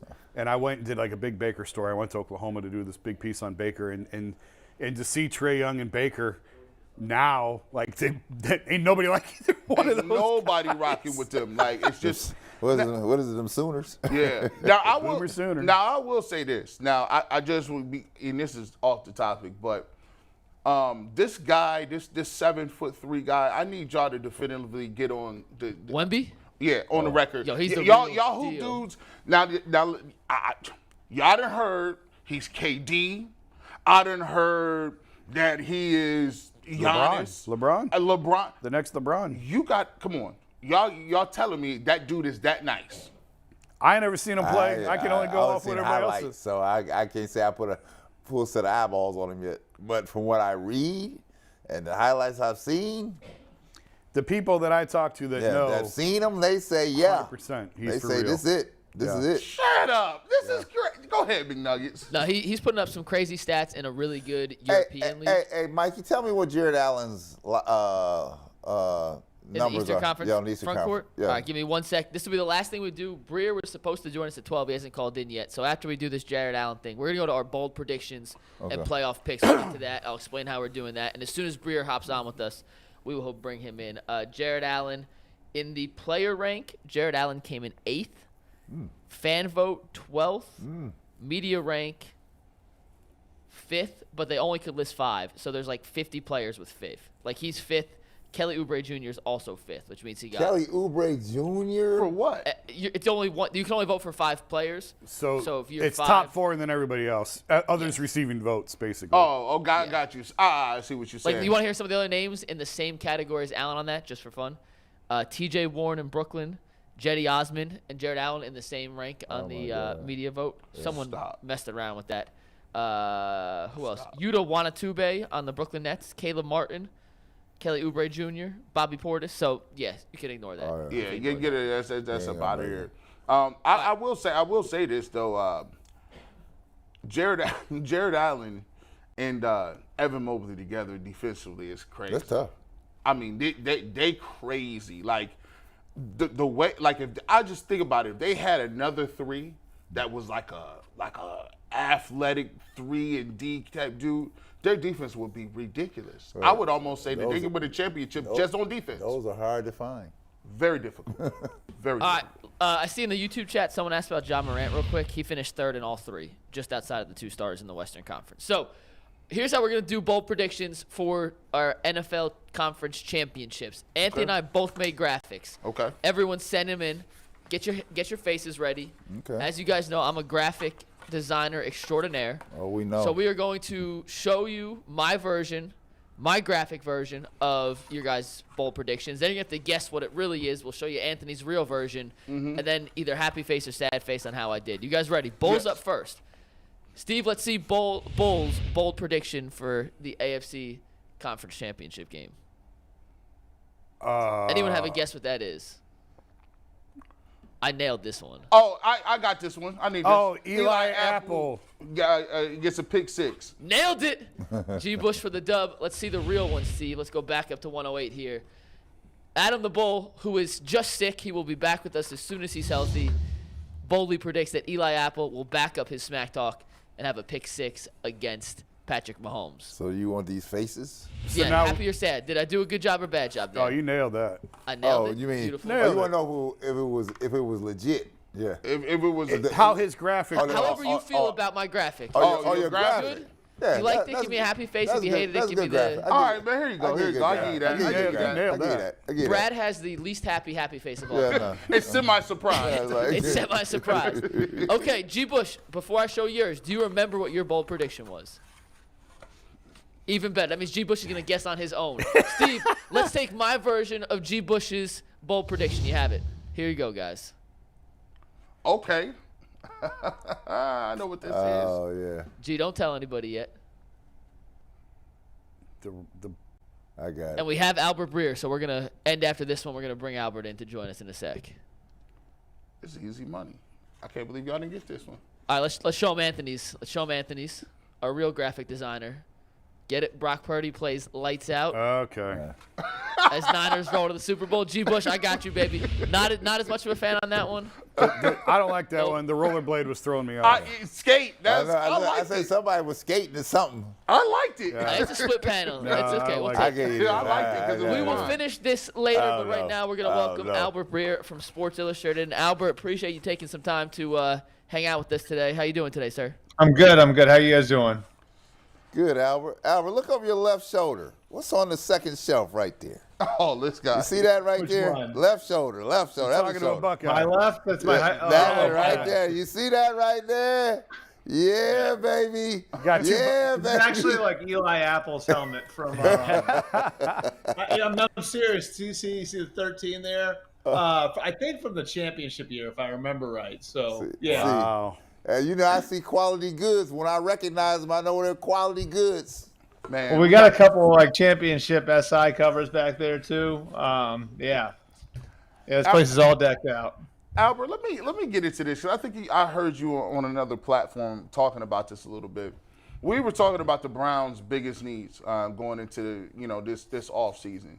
And a lot of people say defensive tackle, right? A lot of people say go get a defensive tackle. But for me, I asked Jason this too. I think the more bang for your buck is at receiver. I think you'll get a quicker turn on an investment. I think it's easier to find a receiver maybe outside of the draft to use and to get. Do you think the number one priority is defensive tackle, or would you say because of Deshaun Watson, receiver might be just edging out defensive tackle? Well, I think like just to compete right now in the environment that you have in the NFL, and you look at like what you're going to be up against, and you look at what the teams you're going to have to go through to win in the AFC have, you have to be able to score, and you have to be able to score in bunches. And, you see the way that Cincinnati was able to jump all over the Bills on Sunday with Jamar Chase and T. Higgins and Tyler Boyd. And then that was a Bills team that rolls Stephon Diggs out there. And, you know, I on Sunday, like, even though, like, the Chiefs don't have Tyreek Hill anymore, they still have a good volume of guys. And, you know, Travis Kelce, obviously a top-end tight end, and also Juju Smith-Schuster and Marquez Valdez-Scantling and Sky Moore. And so, you know, I think part of winning in the NFL right now is winning in the environment that you're in. And the environment in the AFC right now is such where, you know, I think you've got to be able to score with these teams. And so I think the Browns certainly have to ask that question is, do you have enough skill talent around the quarterback? I think the offensive line is good enough.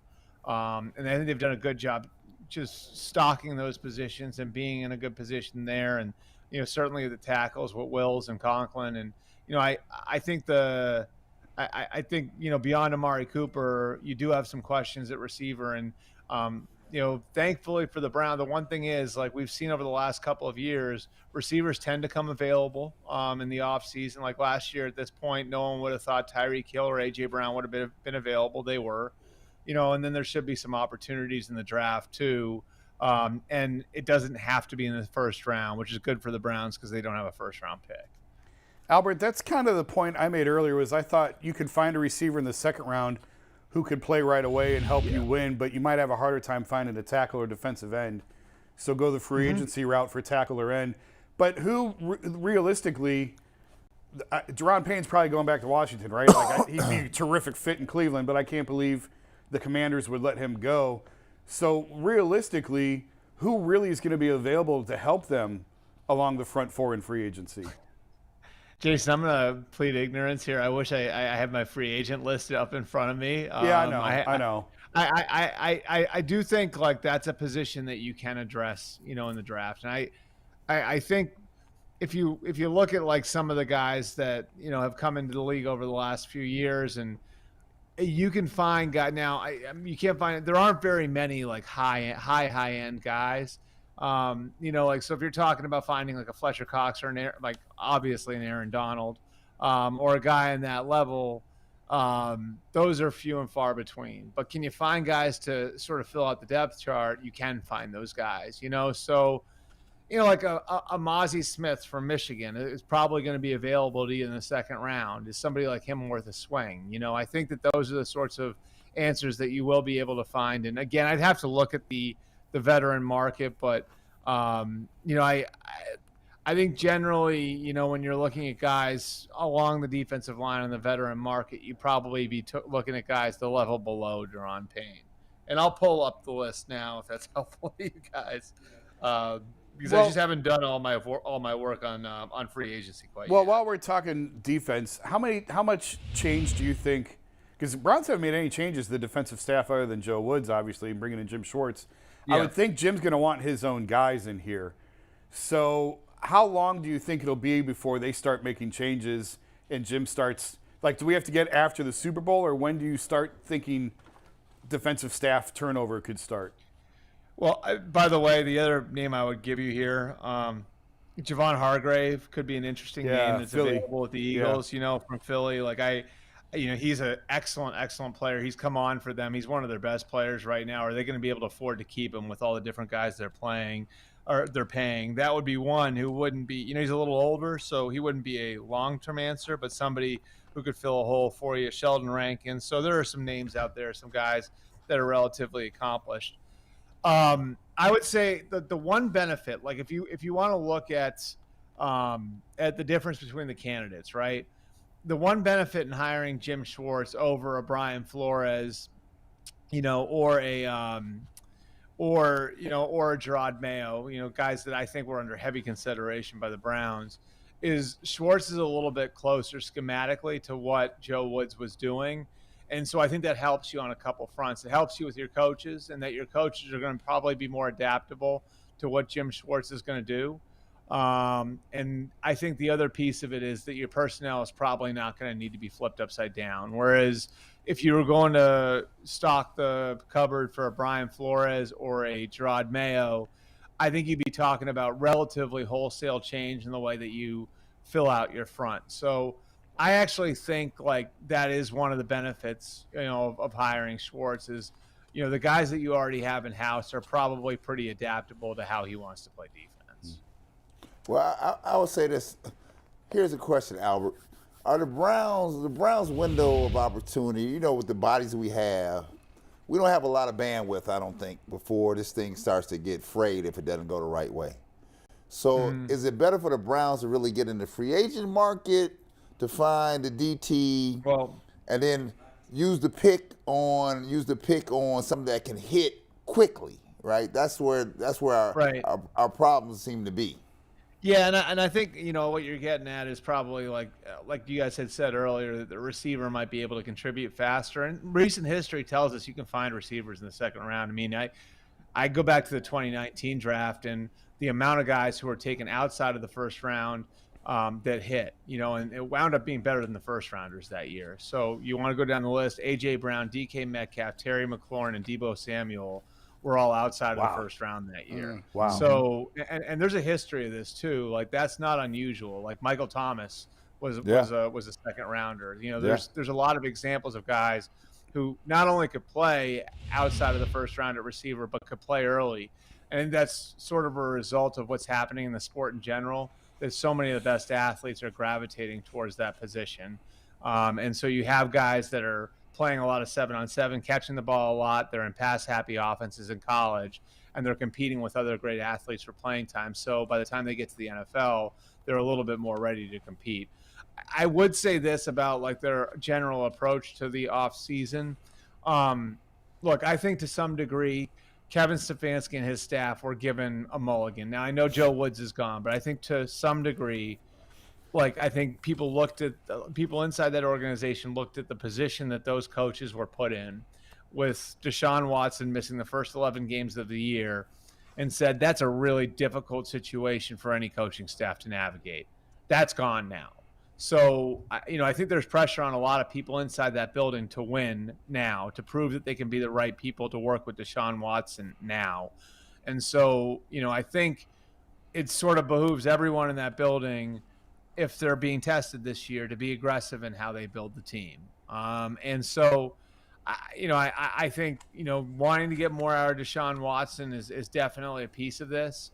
But also like the ownership wanting to get answers on Kevin Stefanski and whether or not he's the right guy to lead this group in 2024, I think is a part of it too. So, I that's why I think that there's a chance that they've got a big swing or two in them on the veteran market. And that's why I think they have to be aggressive in building the team, because I do think, not for everybody in the organization, but for certain people in the organization, this is shaping up to be a really, really important year. Albert, what do the league and the executives and people you're hearing from, what are their thoughts about Deshaun Watson coming off the season that he had? Are they still high on him, or has he slipped a little bit? I think that I would say it's like TBD. I would say the pieces of feedback I've gotten from even people inside the Browns building is they aren't sure how good a fit the offense that Kevin Stefanski's been running the last few years is for Deshaun Watson. And that maybe there was a little bit of like that awkwardness where it's, all right, we're building this offense for the other 10 guys in the huddle as well, but we have to build it for Deshaun. And, oh, by the way, Deshaun's not going to be there for the first 11 games of the season. So we have to get the team ready to play over the first 11 weeks of the season while still trying to build in stuff for Deshaun. I think what this offseason is going to do is going to afford them the chance to build an offense for Deshaun Watson. And I think that could wind up looking different than what they've done over Kevin Stefanski's first 3 years, where what they've run is really sort of an offshoot of Gary Kubiak's offense out of that Shanahan family. So I think that there's going to be change schematically in what they do. I think there's probably going to be more of an effort to play Deshaun out of the gun, to get him to get the field spread out a little bit more, which, could necessitate better numbers at receiver. And, I think get him in a position where he's doing the things that he was comfortable doing in Houston and the things he was comfortable doing at Clemson. A lot of people don't realize this, but that's sort of what Billy O'Brien did with Deshaun Watson when Deshaun was at his best, in Houston, is they were borrowing ideas and concepts from Clemson to try to bring his greatest strengths out. So that's why I think that this is going to be a pretty important set of OTAs, mini camp, and then of course training camp, in figuring out who you want to be offensively now that Deshaun Watson is going to be your quarterback for a full year. So what does that look like? I think it looks. I think again, I think you, Jason, you go back and you look at the things he did well at Clemson, and you look at how at Clemson and in Houston they used him. They didn't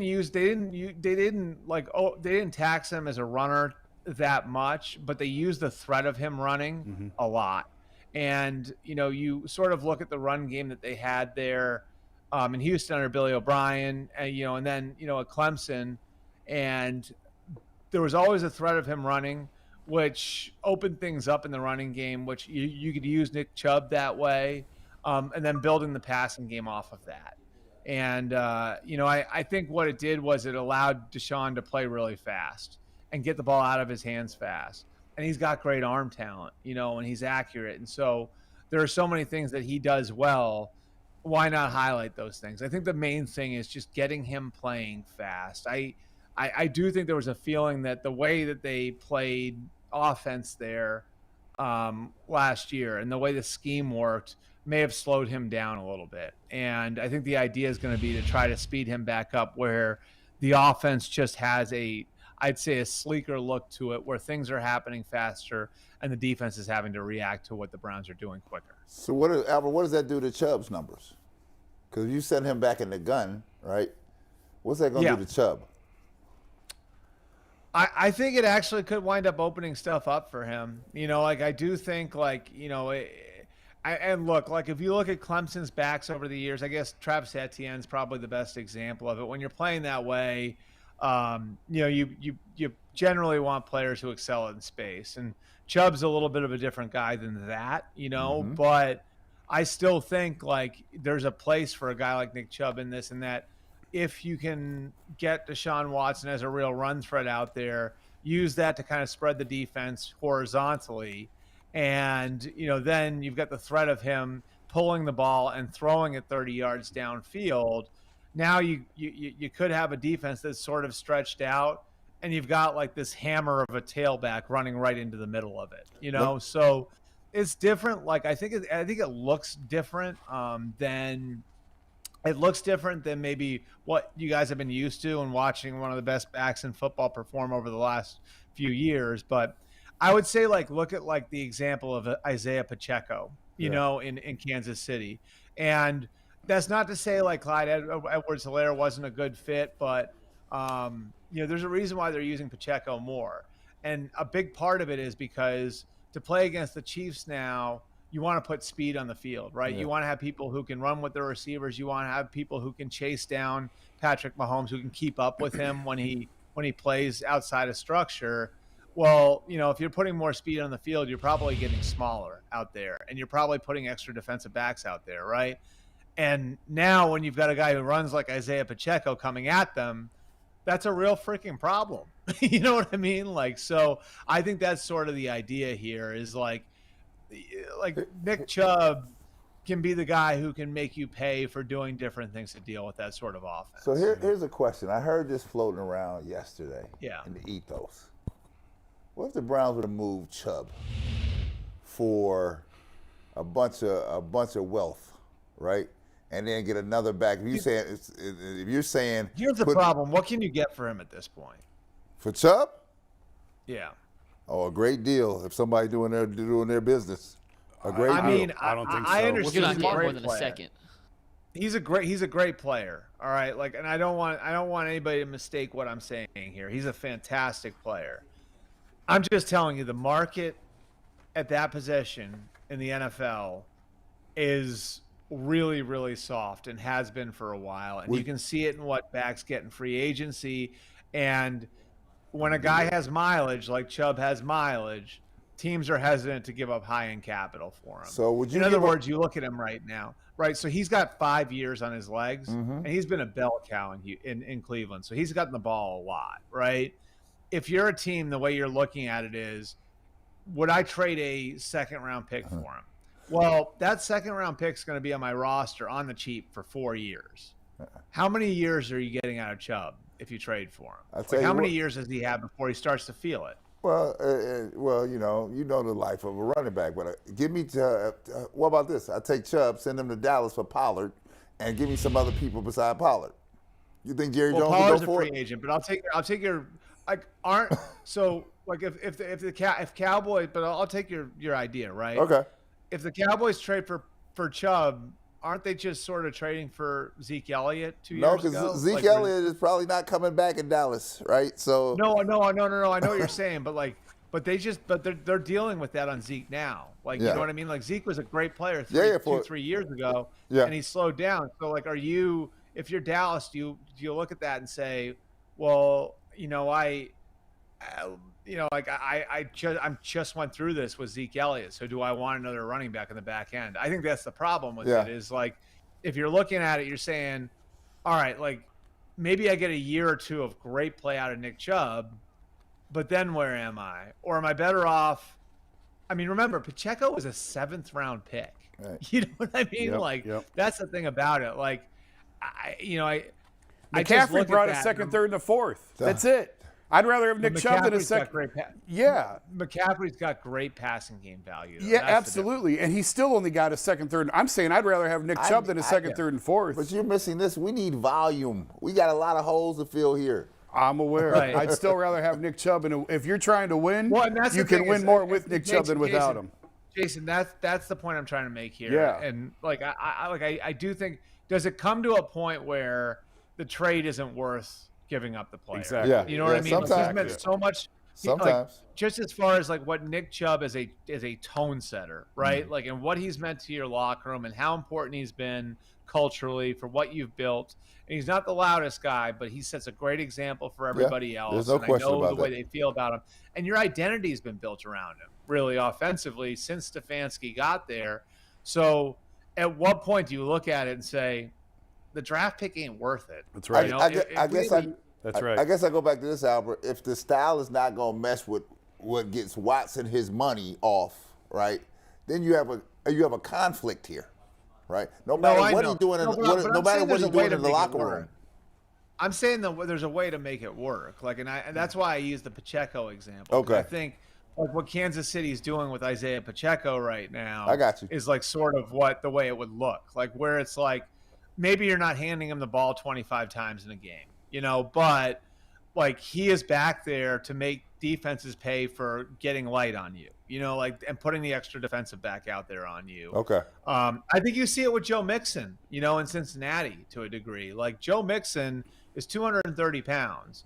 And when they're running 3 receivers out there, 4 receivers out there, and Joe Burrow's throwing it all over the yard, now all of a sudden there are 6 defensive backs out there. He's going to have trouble.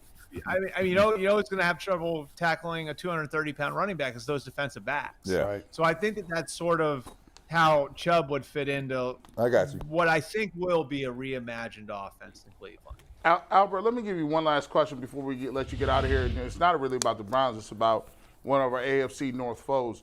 The Baltimore Ravens, what are they doing with Lamar Jackson? Did they eventually get a deal done? Have they soured on him a little bit? What are your thoughts about what Lamar Jackson wants and what his value is and how they're going to work that out in Baltimore? Yeah, I don't think they've soured on him. Like, I don't think that's the right way to characterize it. I think there's just a fundamental issue with the way the contract's going to be structured. The Ravens are willing to pay him at the top of the market, but they'll only do it on a traditional quarterback contract. Lamar wants something like what Deshaun Watson got, which is a fully guaranteed contract. And it's tough to bridge that. There are ways creatively you can, fix some of it, but it's tough to really bridge that gap. And so I think the one thing about Lamar that makes this unpredictable is he's a different guy. And I think, like, this isn't about chasing money. I think there's part of this that's principle. And I think the best way to explain that is if you're Lamar Jackson and you just put your body on the line for 5 years at an unprecedented level for a quarterback, right? No quarterback has ever carried the ball as much as he carried it the last 5 years. Mm-hmm. And it's starting to chip away at your health. Like, the first 3 years in the league, he was relatively healthy. The last 2, he finished the year injured. And now you've done all of that and you've put your body on the line that way for your team.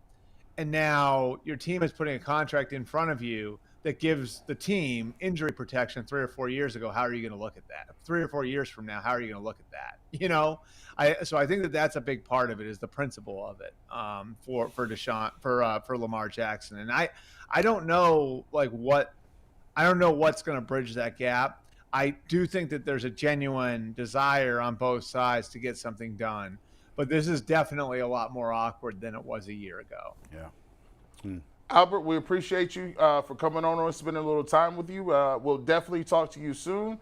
And we got to get you a Bobcat helmet back there, too. No, he got a nice sweatshirt on. Everything looks great. It looks great. I got a couple of them. We can get you another one, man.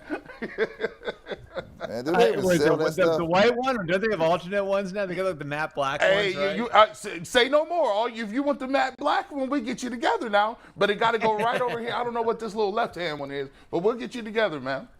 I think I need to update my Ohio State one too. I think I could use one with like a visor and some more Buckeye leaves on it. A little swag, man. We could get you a Tyvis Powell signed one. How about that? There you go. I would like that. You guys can send that right along. He sounds so excited. Not. You guys need my address? Social security number and your mother's maiden name. If you don't mind, just so we don't get lost in the mail. That's crazy. Albert, we appreciate you. Thanks, Thanks, Albert. All right, guys. My goodness. Yeah, we got to get you. See, For my money, he is the most tied in. I don't count the NFL Network, guys. That's inside. He's on top of his game. Albert is the best national But you NFL see my reporter. thinking here. Like, I'm really trying to improve my team. Of Sometimes course. you have to give up things. Yeah. Right? Not give up things. You have to start thinking outside of the box here. Yeah. Right? So if what I heard Albert say is this: if you try to get Deshaun Watson's money off, we have to change how he plays. Right? So now a lot of things are going to change. Right. So I think everything's in the mix here. And by the way, he just said what I've been saying all year and got destroyed for was that they threw a grenade into the friggin' locker room in March and it sabotaged the entire season. Nobody wanted to hear it. He just said it. Yeah, you listen. I've said it all year. Hindsight is 20/20. They rolled that grenade right in there. Bow. That way you 7-10. But it's hard to redo the offense when you're not going to have the dude for 11 games. So that's what this time is for. He said And something. Brissett really does have a different skill set. Like they're not the same. It's night and day. I mean, yeah. when he said they're gonna really have to think and get in the lab to get this thing different. I think it's gonna be a much different offense than we've seen. So if you tell me, I go back to, and Nick's a great locker room guy, right? Quiet guy, but he's used to these carries, right, and these yards. And if that changes, I've seen people change on you. Okay, right? so I mentioned it to Albert. So Carolina trades Christian McCaffrey to San Francisco for a second, a third, and a fourth, and a future fifth. Yeah. Mm-hmm. You're not going to get that much for Nick Chubb. Yeah, right. You're going to make that trade. Say you could. Say a team would offer you a second, a third, and a fourth. Are you trading a second, a third, and a fourth? Or are you trading Nick Chubb for a second, a third, and a fourth round pick? Because you're not going to get more than that. You're lucky if you're going to get that. Second, third, fourth, and a future 5. I I'm not doing it. I can't do that because that Nick Chubb is worth more to the Browns than at his least second, if all third, and else fourth. fails, right? If Deshaun Watson fall off a cliff, he get hurt. At least I know I can win 7 games handing that dude the ball 100,000 times. Here you go. Which they won't do, but point theoretically speaking, you are right, G.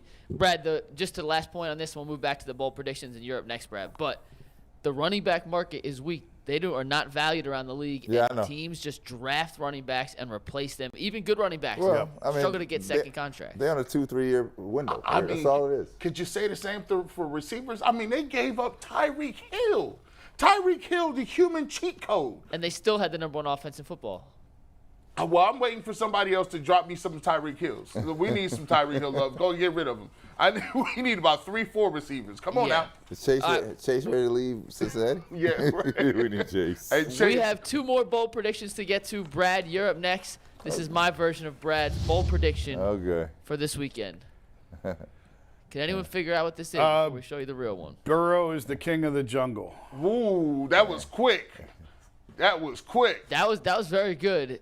Brad actually went a little further. Let's see Anthony's. Little crying Jordan on Mahomes. You like that touch? Bengals win the Super Bowl. I'm glad someone noticed that, Brad. I had to throw it in there for you. See, I started crying, Jordan. Yeah. Look. Yeah, look. I know they don't want to hear that in this town. Hey, man. This is how this is trending. Hey, listen, man. The Bengals winning the Super Bowl, I don't know why it puts that much pressure. It's different for the Steelers and the Ravens winning because, you know, they done already won before. Right. We already put them on the pedestal. But when you start talking about the Bengals winning Super Bowls going back to back, that hurts your heart. That's a quarterback. That hurts your soul. So I like it. I like it, Mikey. I was close on Thank the you. guess. Thank you. But I tell you what, Hold on. The Jordan emoji, man. Put that down. I didn't know what the Jordan emoji was for. What was the Jordan emoji It was for? on Mahomes. Because everybody else is crying. Is he the GOAT? Everybody else crying. Did that say he's the No, GOAT? it's Mahomes because he lost. It's Mahomes because he lost. Yeah. Look, I'm gonna Thank you, Jason, for understanding. I'm gonna tell you this though. I'm with you. I've never heard this town is like they're really upset that Cincinnati even talking about winning anything. Have you heard this in this town? They're like, if you cheer for Cincinnati around here, people are not, they're not having it. Well, look, last year it was the Odell Beckham remnants in Cleveland. Right. We want to support him. But then people was like, oh, I love Joe Burrow. Right. And it's just like, I mean, I get it last year, but if they win this year, they in your division, dog. Well, then that means you got to step your game up. Again, if you want optimism, the Browns have been 3-3 in the division the last couple of years against what I think is the best division of football. If you can go 3-3, and they've never won 4 since they've come back, they were that close to winning 4 games in the division. They threw 2 of them games away. They're not that far. They're really not. I know I was only 4.5 on the I confidence meter, but I really don't think they're that far. If Deshaun gets back to playing like Deshaun. Well, I say if they make the moves necessary and demonstrate they can, it's not that difficult to do. But you have to commit to it. The Jaguars. And you have to believe in it. Somebody has to believe in it. The Jaguars got Christian Kirk. They drafted Travis Etienne. Hey, the Jaguars are the Browns 2 years ago. It's the exact same thing. First-year coach, #1 overall pick at quarterback. They surprised people. Mahomes got hurt against them in the playoffs. They won a playoff. Now let's see if Jacksonville can do what Cleveland did not and continue progressing over the next couple of years. I'll give you that. What are you doing? We have one more. Jason, if you guys guess this, then you guys are savants. Jason, let's take yours Oh, this is a full. How'd I do? That's pretty good. That's pretty good. Pretty good. It is pretty good. G. Bush looks like I've never seen someone so backwards. G. Bush right now. Like, I don't know why I'm confused. I see the bubble thoughts. I'm trying so hard. Like, it's just like, I don't get the heart joint. I don't understand the heart in the. They like the OC coordinator. I don't even know who that man in the top left-hand corner. Who is that stranger? He's on the Browns coaching staff. Hey, that look like a person you tell your kids don't talk to him on the street. He's on the Browns coaching staff. Who is that? That's the Browns QB coach. G. Stranger danger. Yeah, no, that's the Browns quarterback coach. So he wants to. Is this got something to do with turning the play calls over? All right, let's take say. Anthony's. Let's see Anthony's. Phillies defensive coordinator Jonathan Gannon becomes Houston's head coach this week and will name Drew Petzing his offensive coordinator. Misspelled Petzing, but that's okay. No one would Hey, it ever wouldn't be an get Anthony graphic if we spelled correctly. You said bold predictions. that. That's pretty bold. Do you remember, real quick, do y'all remember confused. how like like it. Picasso always did one stitch wrong or one like brushstroke wrong in his painting, so Yeah. you knew it would be a traditional Picasso? Anthony's always got one letter wrong. Anthony's always got one letter wrong. That is Anthony's signature on a graphic. Come on, man. My face matches right now. Mine was better than Anthony's, I think. Yeah, I do. I think yours Yours was is good. Yours Yours is is better. good. Anthony's was so bad I had to give him the 2 faces. That was terrible. That's What is this? That's pretty good. I This like it. could be anything. That's Jonathan Gannon with the Texans logo because he's going to be the new head coach. That says they got good sausage in Texas. And he'll take Drew Petzing as his offensive coordinator. That says that Jason, I appreciate it. $5 footlongs. Man, I look. I don't know. Look, I didn't know none of them dudes. None of them dudes.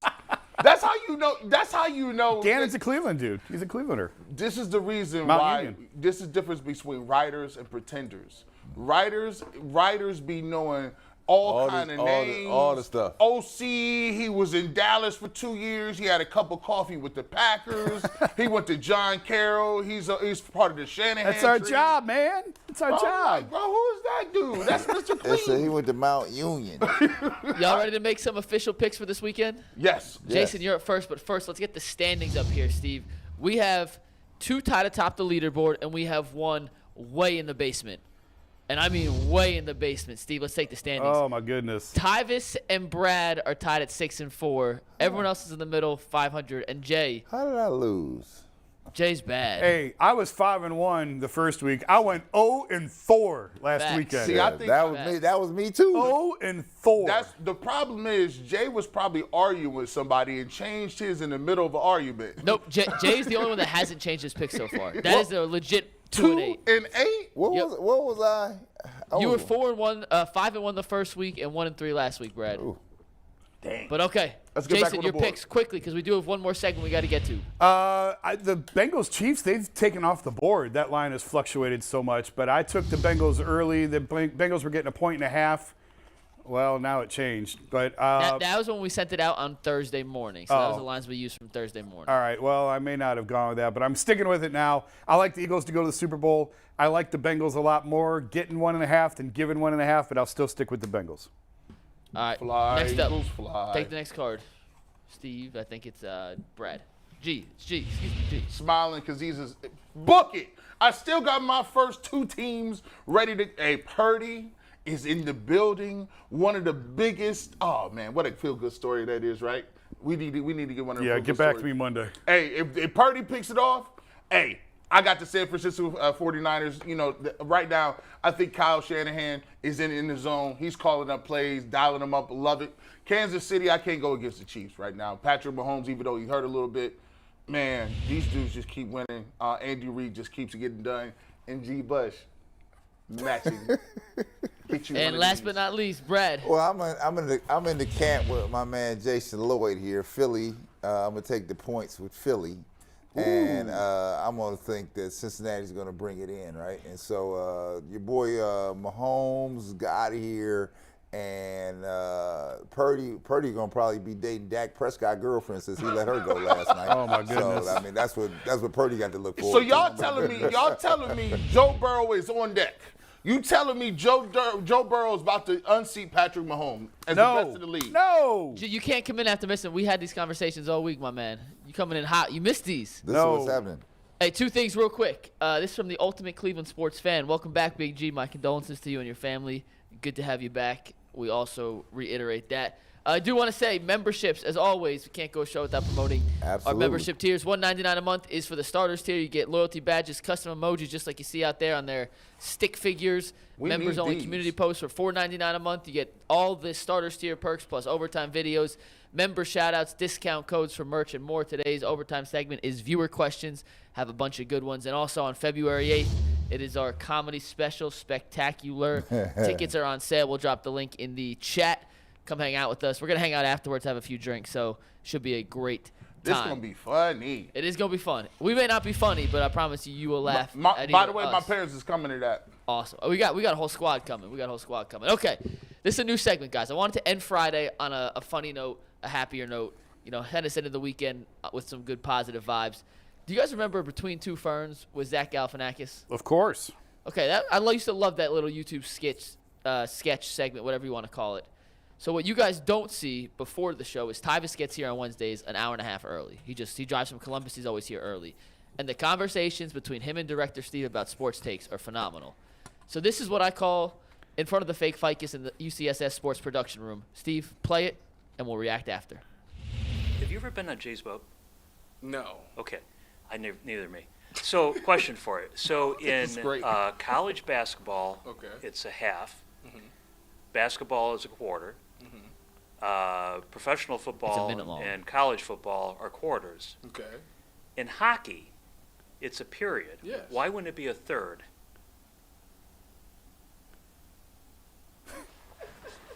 He makes a valid point. What is wrong with him, man? What is wrong with him? A third? Yeah. and a half, but it's a period. Why wouldn't it be a third? It just doesn't work that way. What is the matter with you? Is that what you think about? I'm just asking. Period. Quarters, periods, What is the matter and with you? halves. He's stupid. Why would it thirds? Because there's 4 quarters, 2 halves. What's a period? No, because you confusing the people. First third, second No, third? you're gonna confuse everybody. Just periods. Okay. So that is the first edition of In Front of the Fake Bro, Fight. I think he's right. Tyvis. I'm going to watch the third of Boston and Philly tonight. And I don't know if they're actually playing it. I don't like hockey. I don't watch hockey. But that's a great point, Steve. It is. You're right. It is. Call them thirds. Yeah, them third. I kind of with you, Steve. Though I don't understand why they name them like the first. First third, second third, third Yeah, third. I don't understand it. Third's a little weird. And why? Third is definitely weird. And why do you go from quarters stupid. in high school to halves in college to then Except for if you're the girls, you go back to quarters. like I don't get that. Like I don't know why the man went to halves. I mean, and ain't the shot clock different? Ain't the shot clock like one The of shot clock's like half to half in college. Right, It's like, long. It's like you- 45 seconds. and you, women 30 seconds. and What about men's? Is like I 45. thought it was 35. No, women are 30. I don't know what the men are. See, that's Men what are I'm- 30 now too, Brad. Hey, When it used to be 45? Or am I just nuts? I think it Used might to be have 35. And McNuggets, you know me. You know this. How much college basketball I've been This watching. college basketball stuff. I hate when they get a rebound and they be dribbling and they kick it back out and run motion for 45 more seconds and they got these assistants. Good job! Good job! Pass it around! Cut! Screen! I'm like, bro, why do y'all got 96 assistants and why is one person's job just to get the chairs out? I hate college basketball. That's the manager. It's just yeah, good job, pass it around. We got a good shot. We want 10 passes before we can get one shot. That's why y'all don't got no dudes coming out of the league. Y'all garbage. This is why nobody watches college basketball, because you want to just sit around, your shorts are smaller, you pass the ball all the time, you let dudes that ain't no good, and they can keep the camera on the coach. Tom Izzo. What a great coach, Tom Izzo. This team is just so much grit and determination. Bro, you play basketball. You didn't even tackle nobody. We be talking about grit. These guys just pass the ball with 96 assistants and the guys that behind them that are tryhards. Yeah, good job. No, the guy you playing in front of is terrible. You should be playing, but you're terrible. I hate college basketball, and no one watches it. I don't even watch the tournament no more. I like your mascots. I'd rather watch your mascots. Everybody watches the tournament, G. Yeah, we watch the tournament. We watch the tournament. Especially because of gambling. Yes, because of what? Gambling. and now gambling is ready to go. But guess what? Can we announce something? Can we get that off? We can't make that announcement? I mean, I guess, yeah, BetJack is now officially a sponsor of the Ultimate Cleveland Sports Show. Yeah. At least the next 8 weeks. Yep, Yes. let's put a happy face up. Happy for that. face That is- Oh, yeah, emoji. put the happy face That up. is good. This BetJack happy is. face. See, That y'all happy face. This is what I'm talking about. See, Ultimate Cleveland Sports Show. Y'all thought we was gonna fall off. We're not falling off. We're not gonna fall off. Everybody's like, that little 2-hour show. That little 2-hour show. You guys are. Well, how many months we in? What? 20, 30 months? How many months we in? 8. No, that's what 9. 9 months. 9 months. 20 or Yeah, 9. 20 or 9 works out. Shout out to them. 1/9 or 75% of a year in Steve's terms. By the way, no, you don't get discounts on gambling. They will take your money just the same. You get nothing. So does that mean we're entering the fourth? Yeah, probably. We're officially entering the fourth. The fourth. That's crazy. If we're going off Steve's logic, should we just call baseball ninths? Like it's the ninth? It's the ninth. Oh, my No, God. don't be messing with my Stop. baseball. Stop. Look, Don't be Steve says messing it with my doesn't count baseball. 'cause there's no clock. Stop. Man, Leave good things alone. let it roll. Let it roll. Let it roll. What we got, McNuggets? That's it. That's a great all we week. got. It's been a great week. Listen, here's what's on deck for next week. Let me make sure I can announce some of this stuff. I've been in talks with Hollywood Higgins, who wants to come on next week. Man, shout out to Higgins, man. We gonna get the rundown from him. He ain't no longer in the city. He was in Carolina last year. He was in Carolina. I mess with Hollywood Higgins. I like him, man. He's, by the way, I used to say on my podcast, he's always open. Hollywood is always open. Yeah, he's been me and him have been DMing. He's launching a new YouTube channel. We'll do a little cross promotion. Okay. I believe, if you believe Jay Crawford, which I tend to believe, Stephen A. Smith will come on at some point next week. Listen, we've been working on this. Stephen A. did say he would come on, and I did see the text. I will come on sometime within the next week, and that was sent on Thursday. So hopefully he comes through. He's promoting a book. And Adam Richmond, Man vs. Food, also going to come on next week. When we get all these top-notch people, is there anything we can't ask Stephen A. Smith? We'll have to ask Jay. But he did. He was on a podcast the other day. He answered questions about Skip, so. Man, we got better questions for him then. Yeah, I want to ask him about his comments about being well, you know what? We'll save it for Stephen. No, we got much better questions to ask than that, man. We ain't worried about that. Stay off the weed. We got to ask him who he was talking about. Man, listen, man. All right, we out. Peace. Have a good weekend. OT coming up. See you in a sec.